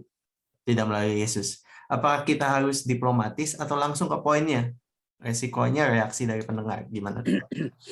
Iya, ini hampir ini orang agama seperti ini paling sulit nih kalau dia katakan semua agama sama. Berarti orang ini mungkin dia orang baik. Ya, paling sulit kalau dia orang baik. Seperti tadi contoh saya ceritakan tentang Siti itu, ya. Dia bilang agama Kristen baik, tapi aku juga baik. Ya. Nah, kadang-kadang dalam kondisi seperti ini ya kita pasti bilang ya oke. Biar nggak apa-apa, ya kalau bilang semua agama baik nggak apa-apa. Mau nggak saya ceritakan tentang Yesus? Kamu kan nggak tahu. Bagaimana kau katakan agama Kristen baik? Ya toh, kamu kan belum tahu. Sebetulnya aku ceritakan dulu supaya kamu tahu bahwa ini baik atau tidak baik. Masuk lagi gitu ya toh. ya toh. Kalau kau bilang semua agama baik, apa agamamu? Saya cukup dengar dong. Ya toh. Nah, baru kita putuskan, ya. Nah, saya pernah ketemu dengan orang namanya di Taiwan ini ada satu agama namanya Ikuan Tao. Ya, nggak tahu bahasa Indonesia apa Ikuan Tao. Itu dia percaya 5 agama. Ya, dia percaya Milefu yang gendut itu ada gundul gendut ya. Milefu ya, dia percaya Yesus, dia percaya Muhammad, dia percaya Siddhartha Gautama, ya. Pokoknya ada 5 dia percaya. Ya. Nah, dia ngomong sama saya, dia bilang sama semua. Saya bilang, maaf ya, kamu sudah pernah baca belum Alkitab dari kitab Kejadian sampai kitab Wahyu? Dia bilang belum. Loh, kenapa kau bilang nggak sama? Jangan-jangan ada yang belum kau baca itu tidak sama. Kau bilang sama. Bagaimana kau putuskan sama? Dia balas, tau nggak? Kau sudah baca belum kitab agama Buddha? Dari awal sampai akhir. Saya bilang belum. Nah, sama dong. Saya bilang enggak. Kalau tidak sama, ada satu sedikit tidak sama, ya udah jelas tidak sama. Betul nggak? Ya. Kalau kau katakan sama, mesti kamu lihat semuanya. Baru kita katakan sama. Kalau tidak sama, saya lihat satu aja tidak sama. Kecil, bagian kecil tidak sama, udah tidak sama. Ya toh? Untuk menyatakan bahwa ini 2 sama sebangun, ya kalau matematis sama sebangun, itu mesti lihat semua dong. Ya, kau bisa lihat semua. Pernah baca Al-Quran? Enggak. Loh, gimana kok bisa sama-sama? Nah, ya. Jadi saya kadang-kadang kalau semua sama dah. Saya punya kasus. Coba ceritakan kau bilang sama di mana, ya toh. Kita pengen tahu nih, kita bodoh nih, ya. Ya toh. Saya bodoh nih, tolong jelasin dong, ya, ceritakan. Saya cuma tahu Kristen, nanti saya ceritakan juga Kristen ke kamu. Baru kita sama-sama putuskan sama atau tidak. Oke? Ya, jadi kasih orang ngomong dulu gitu ya Pak, terus nanti kita ngomong lagi. Kasih ngomong. Kalau dia sama, apanya sama? Kamu udah baca belum Alkitab? Kalau belum, ya jangan katakan sama. Baik. Ya dong. Mantap. Oke. Berikutnya nih Pak, kalau ada orang saksi Yehova datang ke rumah, dia mau bincang-bincang, boleh nggak gitu? Gimana nanggepinnya Pak? Ya, kalau saksi Yehova ini saya dulu ya tahu banyak saksi Yehova karena saya mengizinkan dia datang injilin saya, ya, datang ya, dan itu sampai suhunya datang ya, suhu paling tinggi se-Jakarta karena yang dibawa itu saya debat, dia kadang-kadang agak sulit jawab saya, hanya dia panggil suhu yang paling ini ya. Nah, saksi Yehova itu dia menyangkal keilahian Yesus, ya, dia semuanya dia terima, dia menyangkal keilahian Yesus, ya. Jadi kadang-kadang kita harus buktikan ini, ya. Nah, seringkali banyak orang memakai Injil Yohanes pasal 1 ayat 1. Pada mulanya adalah firman bersama-sama dengan Allah, dan firman itu adalah Allah. Tapi terus terang saya katakan ayat ini kurang kuat. Karena saya pernah diserang oleh saksi Yehova, ya. Itu dia pakai bahasa Yunani, ya. Nah, di situ dikatakan itu dia bilang apa? Ho, ya. Ho logos Theos, ya, Theos. Artinya apa? Jadi firman itu adalah Allah. Ho logos Theos. Ho itu artinya ada artikel. Ya, kuat sekali. Kalau Theos nggak ada artikelnya. Nah, ini artinya Pak, saya di Taiwan, saya punya profesor Yunani, saya tanya, ya dia beritahu kepada saya, kalau ini artinya apa? Ada dua kemungkinan. Artinya kemungkinan pertama artinya apa? Firman itu adalah Allah atau firman itu sejenis Allah. Jadi apa yang dikatakan oleh saksi Yehova benar. Ya. Nah, bagaimana kita harus ini? Nah, kita lihat dari Yohanes pasal 20. Ya. Nah, untung ada murid Yesus namanya Thomas. Thomas ini ya, makanya kita pikir dia ini skeptis sekali ya. Dia bilang dia nggak percaya kalau dia nggak lihat sebelum jariku kucucukkan ke dalam tangannya yang luka, dia aku nggak percaya. Karena kita pikir kenapa Tuhan pilih orang kayak gini? Justru gara-gara dia begini, akhirnya apa yang terjadi? Yesus menampakkan diri kedua kali, dia berlutut dan berkata, Tuhanku, Allahku. Ya, di situ dia pakai apa? Ho logos, ho theos. Ya, menutupi Injil Yohanes 1 ayat 1 daripada Yohanes pasal 20 itu. Ya, Thomas. Ya, sebab itu saya kalau ketemu dia, saya nggak mau pakai Yohanes 1:1, pakai Yohanes 20 dong. Itu Theos, logos. Ya, bukan bahasa. Nah, makanya orang saksi Yehova itu bahayanya kenapa? Dia suka pakai bahasa Yunani. Kalau kita nggak belajar, ya matilah kita. Ya, sebab itu saya anjurkan kalau orang jemaat biasa sebaiknya jangan dilawan karena saudara tidak ngerti bahasa Yunani. Ya, dia pakai bahasa Yunani. Nah, ya toh. Nah, kecuali saudara ngerti sedikit, ya. Saya pun juga keteteran waktu lawan dia begitu, ya. Di Taiwan ini saya belajar sama profesor saya, dia katakan nggak boleh kau pakai Yohanes pasal 1 ayat 1. Itu lemah sekali, ya, lemah. Oke. Nah ini ya, jadi saya anjurkan kalau jemaat biasa yang nggak ngerti bahasa Yunani jangan dilawan mereka karena mereka selalu pakai bahasa Yunani dan dia tahu banyak meskipun bahasa Yunani yang lain dia nggak tahu, cuma yang bagian ini aja dia belajar. Ya, oke. Ada lagi berikutnya.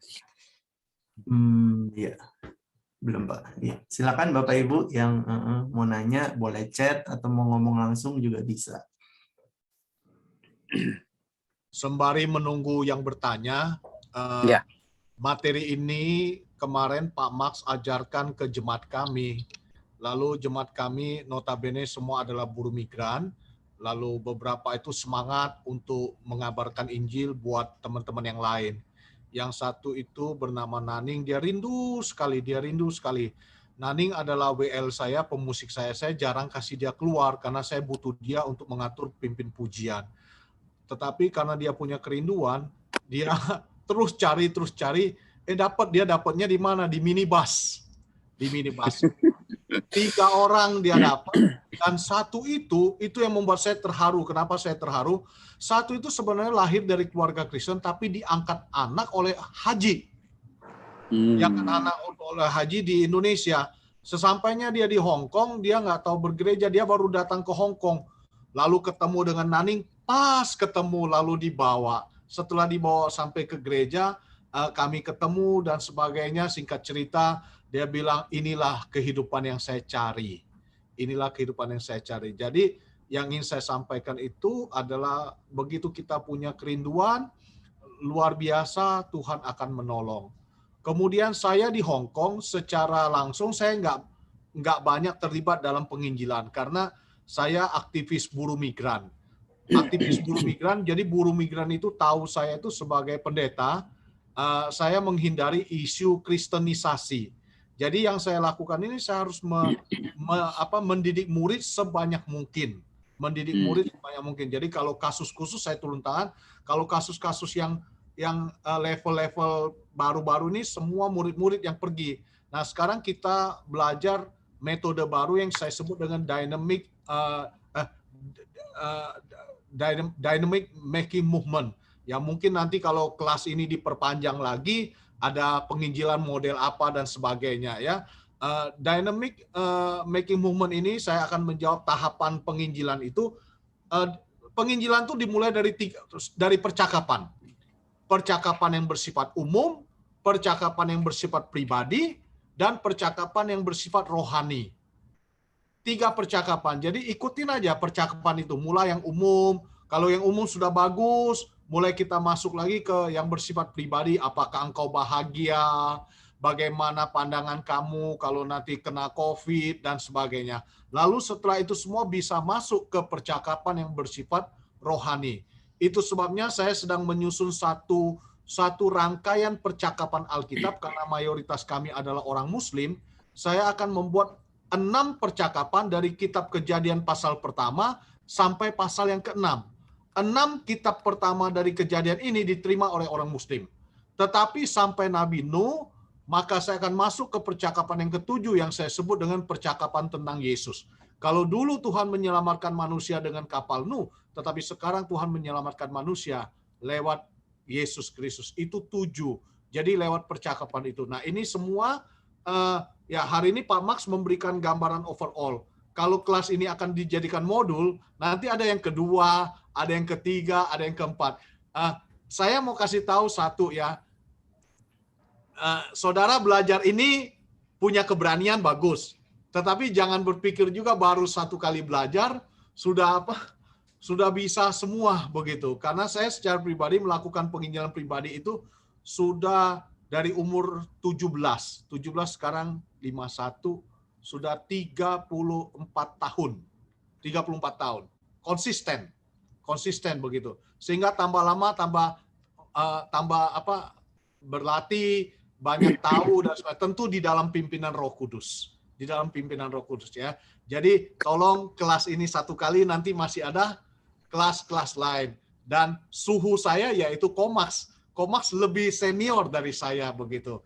Dia punya pelayanan di Taiwan itu 20-an tahun. Saya baru di Hong Kong baru 13 tahun. Jadi beliau punya keunikan, caranya dan sebagainya. Jadi rindu sekali supaya Sydney itu kita bergerak begitu, bergerak, karena kalau kita tidak bergerak, nanti angka jemaat di Sydney kakek-kakek, nenek-nenek, lalu kemudian yang bawa itu semakin lama semakin sedikit begitu ya. Semakin lama semakin sedikit. Nah, ini akan menjadi kesedihan. Kita tidak mau lihat nanti kalau 20 tahun lagi, kalau saya datang lagi ke Sydney, saya lihat yang muda-muda nggak ada nih. Yang ada cuma oma-oma, opa-opa begitu ya. Nah, kita tidak mau hal itu terjadi. Thank you, Pak Selamat. Iya. Jadi konteksnya beda. Yang satu Muslim, yang satu lebih ke Chinese gitu ya. Tapi bersyukur ada orang-orang yang punya hati begitu, memperlengkapi kita. Pertanyaan berikutnya nih Pak Max. Ya. Untuk menginjili sampai sukses, apakah kita dekati terus sampai tahap tertentu seperti baptisan atau cukup sampai percaya aja? Itu tergantung ya. Kalau memang orang itu kita bisa bimbing sampai dibaptis ya kenapa enggak? Ya, tapi ya kita jangan sampai ini. Misalnya kalau memang perlu dioper ya dioper ya. Kadang-kadang misalnya ketemu orang sakit kanker apa ya, kita serahkan kepada orang yang seperti ada teman kita namanya Pak Arianto yang spesial khusus untuk menangani orang-orang yang sakit kanker gitu toh. Tapi kita juga bisa ya. Nah, kalau perlu itu memang makin banyak orang, misalnya ada orang sudah bertobat, kita panggil beberapa teman kita ya, hamba-hamba Tuhan, orang Kristen, dia bersama-sama untuk menginikan ya, karena masing-masing kita kan ada kelebihan, ada kekurangan, gitu. Ya, jadi tidak harus bilang kita harus tangani sendiri. Kalau memang nggak ada orang ya tangani terus sendiri. Kalau ada ya kita bagi-bagi tugas dong. Kalau misalnya kita ketemu orang masih muda sekali ya, saya suruh anak saya, itu orang milenial kita kan saya udah pensiun nih sebetulnya ya. Jadi kalau misalnya milenial saya suruh anak saya itu dekatin dia gimana, nanti kalau anak saya ngalamin kesulitan dia tanya saya, Pak gimana nih saya ajarin gitu ya. Orang milenial susah kayak kita udah kakek-kakek mau tangani. Beda budayanya ya. Iya, budayanya beda saudara ya. Jadi kalau perlu memang mungkin kita awal, lalu kalau kita rasa ini susah masuk ini ya, susah melanjutkan ya, kita serahkan ke orang ya. Kita harus berani memberikan. Jangan kita bilang, wah ini gue punya nih, bisa catat. Enggak, di sorga sama ya. Iya Pak, betul. Oke. Ya, jelas ya. Oke. Pertanyaan berikutnya nih Pak, kayaknya dari pengalaman pribadi, kalau dalam menginjili yang kita injili bilang saya sayang sama anak-anak. Jadi dia nggak mau ngecewain anaknya, nggak mau ngecewain keluarganya. Terus ibu ini bilang, tapi kan keselamatan itu pribadi. Terus dia kayaknya nggak ngerti gitu. Dan belum lanjut lagi. Ada masukan gimana Pak follow up-nya? Dia bilang keselamatan itu pribadi. Enggak, yang jemaatnya ini bilang, jemaat kita bilang keselamatan itu pribadi, tapi dia kayak nggak mau ngecewain keluarganya gitu, nggak mau ngecewain anaknya. Keluarganya belum percaya Tuhan, ya. Kita setuju dia percaya Tuhan, ya. Dia takut mengecewakan, ya. Oke lah, kita mesti agak berani itu, ya. Kalau ini kita bisa bilangin, ya, nanti Tuhan juga akan buka jalan, ya. Kita tantang aja. Kamu pertama terima dulu di dalam hati, ya. Kalau kamu terima dalam hati dan kamu tahu bahwa Injil ini baik dan Yesus itu betul-betul kamu rasakan dalam hidup kamu doakan untuk anak-anak kamu, ya. Kamu nggak perlu dibaptis dulu, ya toh. Kalau misalnya sampai bentrok, misalnya ada satu anak orang tuanya nggak setuju dia dibaptis, ya nggak usah dibaptis, ya toh. Jangan dulu sampai satu hari orang tuanya waktunya udah siap baru dia dibaptis, ya. Karena baptisan itu kan tidak menyelamatkan kita, ya toh. Nah, kamu dulu sudah ngerasakan belum, ya? Rasakan, nikmati nggak Tuhan kita, ya? Dan kadang-kadang orang seperti itu lebih gampang menikmati kalau keberadaan Tuhan di dalam penderitaan, di dalam penganiayaan, ya. Malah kalau kita kadang-kadang generasi kedua, generasi ketiga itu kadang-kadang tidak begitu merasakan pimpinan Tuhan yang terlalu enak. Itu kadang-kadang anak saya sebenarnya, lu mau kayak enakan, lu nggak kayak apa-apa dulu dimusuhin sama kamu dulu. Ya, saya dulu mama saya, waduh, menentang sekali, ya, sampai lapor ke seluruh saudara, ini anak ini bukan anak saya, ya. Ya, memang begitu, ya. Tapi yang kita paksa, ya, biar dia nikmatin dulu. Menikmati Tuhan, mengalami Tuhan. Kalau dia udah mengalami Tuhan, doakan anak-anaknya. Ya, Tuhan akan buka jalan. Saya percaya banyak sekali. Akhirnya kan terus satu keluarga. Saya juga dulu begitu, tapi saya memang agak keras. Jadi mama saya menentang saya tetap keras. Ya, tapi akhirnya apa yang terjadi? Mama saya bertobat, koko saya bertobat sampai waktu mama saya meninggal. Itu kan mama saya dulu mempengaruhi semua saudara saya melawan saya. Ya, jadi setiap kali kalau mau ke rumah saudara itu nggak dapat ampau gua. Kenapa? Lo murtad lo, ya. Sama saya bilang, ini kita orang kungfu, ya. Saya orang kungfu. Nggak ada orang kungfu yang percaya Yesus. Saya bilang, lu ke Hong Kong tuh semua orang kungfu di sana banyak yang percaya Tuhan. Gitu. Nah, ya. Tetapi akhirnya saya ngotot, ya. Saya nunggu, lama nunggu. 8 tahun kemudian, mama saya bertobat dan semua keluarga saya waktu dia meninggal. Itu saudara saya yang dulu menentang saya, semua ikut nyanyi lagu rohani. Saya tanya, kok kamu sekarang jadi Kristen? Mama lu lah yang bawa kita. Ya, so itu ada, ya. Tapi kalau sampai satu hari ngotot keluar seluruh anggota keluarga kita nggak mau ini, ya kita nggak dibaptis, ya juga nggak apa-apa. Yang penting kamu diselamatkan. Ya, tapi saya percaya Tuhan, kalau kita ini Tuhan bisa bekerja, ya. Nah, Tuhan pasti bisa bekerja, ya. Apalagi masih ada waktu, misalnya, ya. Kalau orang tua itu dia minta paling bagus orang tua sebelum misalnya dia udah sekarat, udah aku minta satu hal aja, ya, permintaan terakhir. Masa anaknya nggak kasih? Ya, kami pernah pelayanan di GKY Pluit itu begitu. Ada satu anak sekolah minggu nggak dibaptis sampai dia udah pemuda, nggak boleh dibaptis. Kenapa? Karena orang tuanya adalah pengurus kelenteng. Ya, no? Tapi waktu dia sakit keras, udah sekarat, dia ngomong sama bapaknya, aku minta satu hal, permintaan terakhir. Apa itu? Aku minta pendeta baptis. Wah, mamanya ngamuk. Nggak bisa. Tapi dia bilang, sampai semua keluarga dia yang lain ngomong, masa permintaan terakhir anak kamu lu nggak kasih? Ya, no? Akhirnya bapaknya, emaknya lunak, ya. Mengizinkan, tapi hati mereka nggak senang. Tapi ya, permintaan terakhir biasanya itu punya kuasa loh. Ya toh, apalagi kamu orang tua tuh. Apalagi yang kamu pikirkan, kecuali kalau kamu masih hidup panjang, kamu mungkin khawatir anak-anak kamu nanti tidak membiayai hidup kamu, anak-anak kamu nanti akan melantarkan kamu. Jadi ada rasa khawatir. Kalau udah hampir mati gimana? Benar, Pak. Ya, oke. Baik. Jadi personal aja nggak apa-apa, tunggu sampai waktunya gitu ya.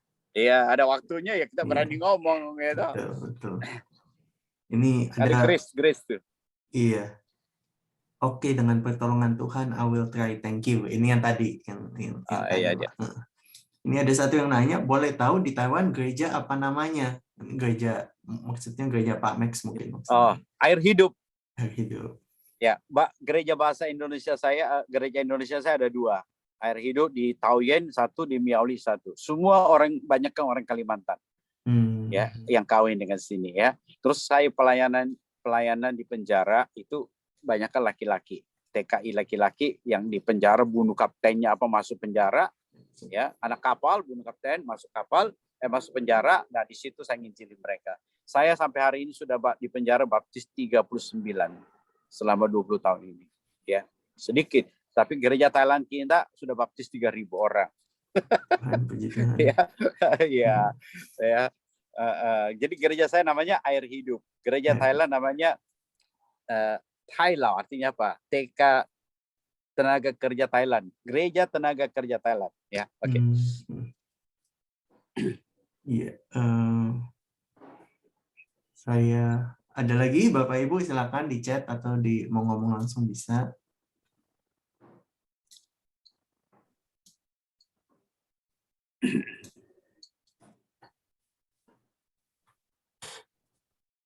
Kalau nggak ada lagi, saya kembalikan ke Pak Joni mungkin. Iya. Ya, kalau nggak ada nanti bisa email atau line ke saya, ke ini WhatsApp ke saya. Nanti ada Pak Joni kali bisa kasih lah email saya atau WhatsApp saya. Ya, oke. Thank you Pak Max. Ya, makasih Pak Max Sandra dan juga Pak Gideon Ang. Sangat memberkati sekali ini malam, dan Jumat depan masih ada sekali lagi khususnya untuk pendampingan pelayanan pada orang sakit. Nah, kita sedang dalam suasana pandemi, saya kira kita sangat membutuhkan perlengkapan yang baik ini. Pak Gideon Ang, ada pengumuman sebelum saya akan tutup doa. Ya, mungkin saudara tadi ya memang Pak Max dipakai Tuhan menjadi berkat ya. Tadi dia waktu dia singgung saudara, dia sudah membagikan tuh. Orang tanya, kok Pak banyak orang datang ya? Itu dia membagikan saudara 25.000 selebaran gitu ya, di orang Thailand. Tapi yang datang cuma 70 katanya saudara. Jadi bukan gampang gitu ya. 25.000 saudara. Tapi yang datang 70, yang dibaptis pertama kalinya katanya 30. Betul ya Pak Max ya? Nah, setelah itu ya, jadi sekarang sudah 3.000 itu saudara ya. Jadi harus berani memulai dengan kecil saudara ya. Jadi jangan takut. Nah, ada kalimat mungkin sebelum serahkan Pak Joni, itu yang saya tadi bilang, di dunia ini ada kebutuhan rohani. Dan hanya Yesus Kristus yang bisa memenuhi. Saudara, tadi kan Yesus satu dia jalan, dan kita adalah utusan Kristus. Ya, jadi kita harus berani. Terutama saya mau dorong Pak Sabian juga nih, kaum mudanya ini tadi dibilang ya. Jadi kita mesti berani karena ya. Jadi selain orang tua, tentu menginjil. Mari kita ucapkan sama-sama, saudara ya. Sama-sama. Ada kebutuhan rohani. Hanya Tuhan Yesus Kristus yang bisa memenuhi dengan tuntas. Ya. Dan kita, Anda dan saya adalah utusan Kristus. Sekali lagi, saudara ya. Ada kebutuhan rohani terlebih di masa pandemi ini. Ya. Hanya Tuhan Yesus Kristus yang bisa memenuhi kepastian kebutuhan rohani itu. Anda dan saya utusan Kristus. Amin. Ya, silakan Pak Joni. Terima kasih. Ya, makasih Pendeta Gideon. Bapak Ibu Saudara sekalian, kita akan mengakhiri pertemuan kita malam hari ini. Cukup panjang, satu kesempatan yang begitu indah sekali, walaupun panjang tapi begitu banyak sekali berkat. Tanpa terasa kita sudah di akhir sesi ini. Saudara, minggu depan saya harap saudara bisa mengikuti kembali sesi berikutnya. Pendeta Arianto tadi ada di tengah kita, tapi dia sedang memimpin webinar yang lain, dan Jumat depan akan mengisi di tengah kita, akan berdampingan dengan pendeta yang Tuhan anugerahkan di tengah kita, yaitu dari Wonderful Light Ministry. Ya, minggu depan Pendeta Slamet dan juga Pendeta Gideon akan terus mendampingi kita. Pak Max, sekali lagi terima kasih. Ya, Tuhan berkati. Saya jadi ingat masa-masa lampau. Jadi waktu mamah dari Pak Max, waktu meninggal Pak Max masih perjalanan dari Taiwan. Waktu itu saya sempat mendampingi dalam suasana malam-malam di mana Tuhan akan panggil. Satu kesan yang dalam, memang betul itu bukti dari nyata penginjilan yang sungguh-sungguh sangat memberkati. Dan saya melihat ini berkat juga yang telah Tuhan titipkan untuk Pak Max dipakai Tuhan di Taiwan. Satu kesempatan yang baik hari ini bisa ke Sydney berbagi. Terima kasih Pak Max, Tuhan memberkati. Mari kita berdoa bersama. Bapa kami di surga, kami sungguh bersyukur kasih karunia Tuhan yang Tuhan anugerahkan di dalam hidup kami. Kami tidak mau berhenti di sini Tuhan. Tuhan mau kami dipakai, bahkan diutus di tengah dunia ini. Di masa pandemi ini kami sungguh melihat kebutuhan rohani itu sangat nyata. Hari-hari yang kami hadapi sungguh sangat menggentarkan, mencemaskan. Tapi Injil adalah kekuatan Allah. Injil adalah menyelamatkan. Injil adalah kasih karunia Tuhan yang harus kami beritakan. Berkati Tuhan peserta malam hari ini. Cukup banyak, hampir 80 sekian orang datang ikut kelas. Biar Tuhan melengkapi kami dengan kuasa-Mu ya Tuhan, Roh Kudus sendiri, sehingga kami boleh meninggalkan dari tempat ini. Dibakar api rohani kami, boleh sungguh-sungguh membara. Kami boleh berkobar-kobar, melayani sesama kami, dimanapun kami berada. Berkati jemaat IPC, berkati jemaat gereja Tuhan, baik yang ada di HIPC, maupun juga saudara-saudara kami yang bergabung dari kota lain, bahkan dari Jakarta. Kami melihat beberapa saudara kami dari Indonesia yang ikut bergabung malam hari ini. Sungguh satu kesempatan yang indah. Tuhan berkati kami, perjumpakan kembali pada waktu mendatang. Terpujilah nama-Mu ya Tuhan. Kami bersyukur untuk para pembicara yang Tuhan utus. Tuhan pakai lebih heran lagi menjadi alat di tangan Tuhan. Terima kasih Tuhan. Sempurnakan doa sembahyang kami. Dalam nama Tuhan Yesus, hamba berdoa bersama-sama katakan. Amin. Ya, selamat malam Bapak Ibu Saudara sekalian. Sampai berjumpa kembali. Terima kasih Pak Joni juga semua jemaat, Pak Jeffrey tadi ada ya. Terima kasih semua teman-teman majelis.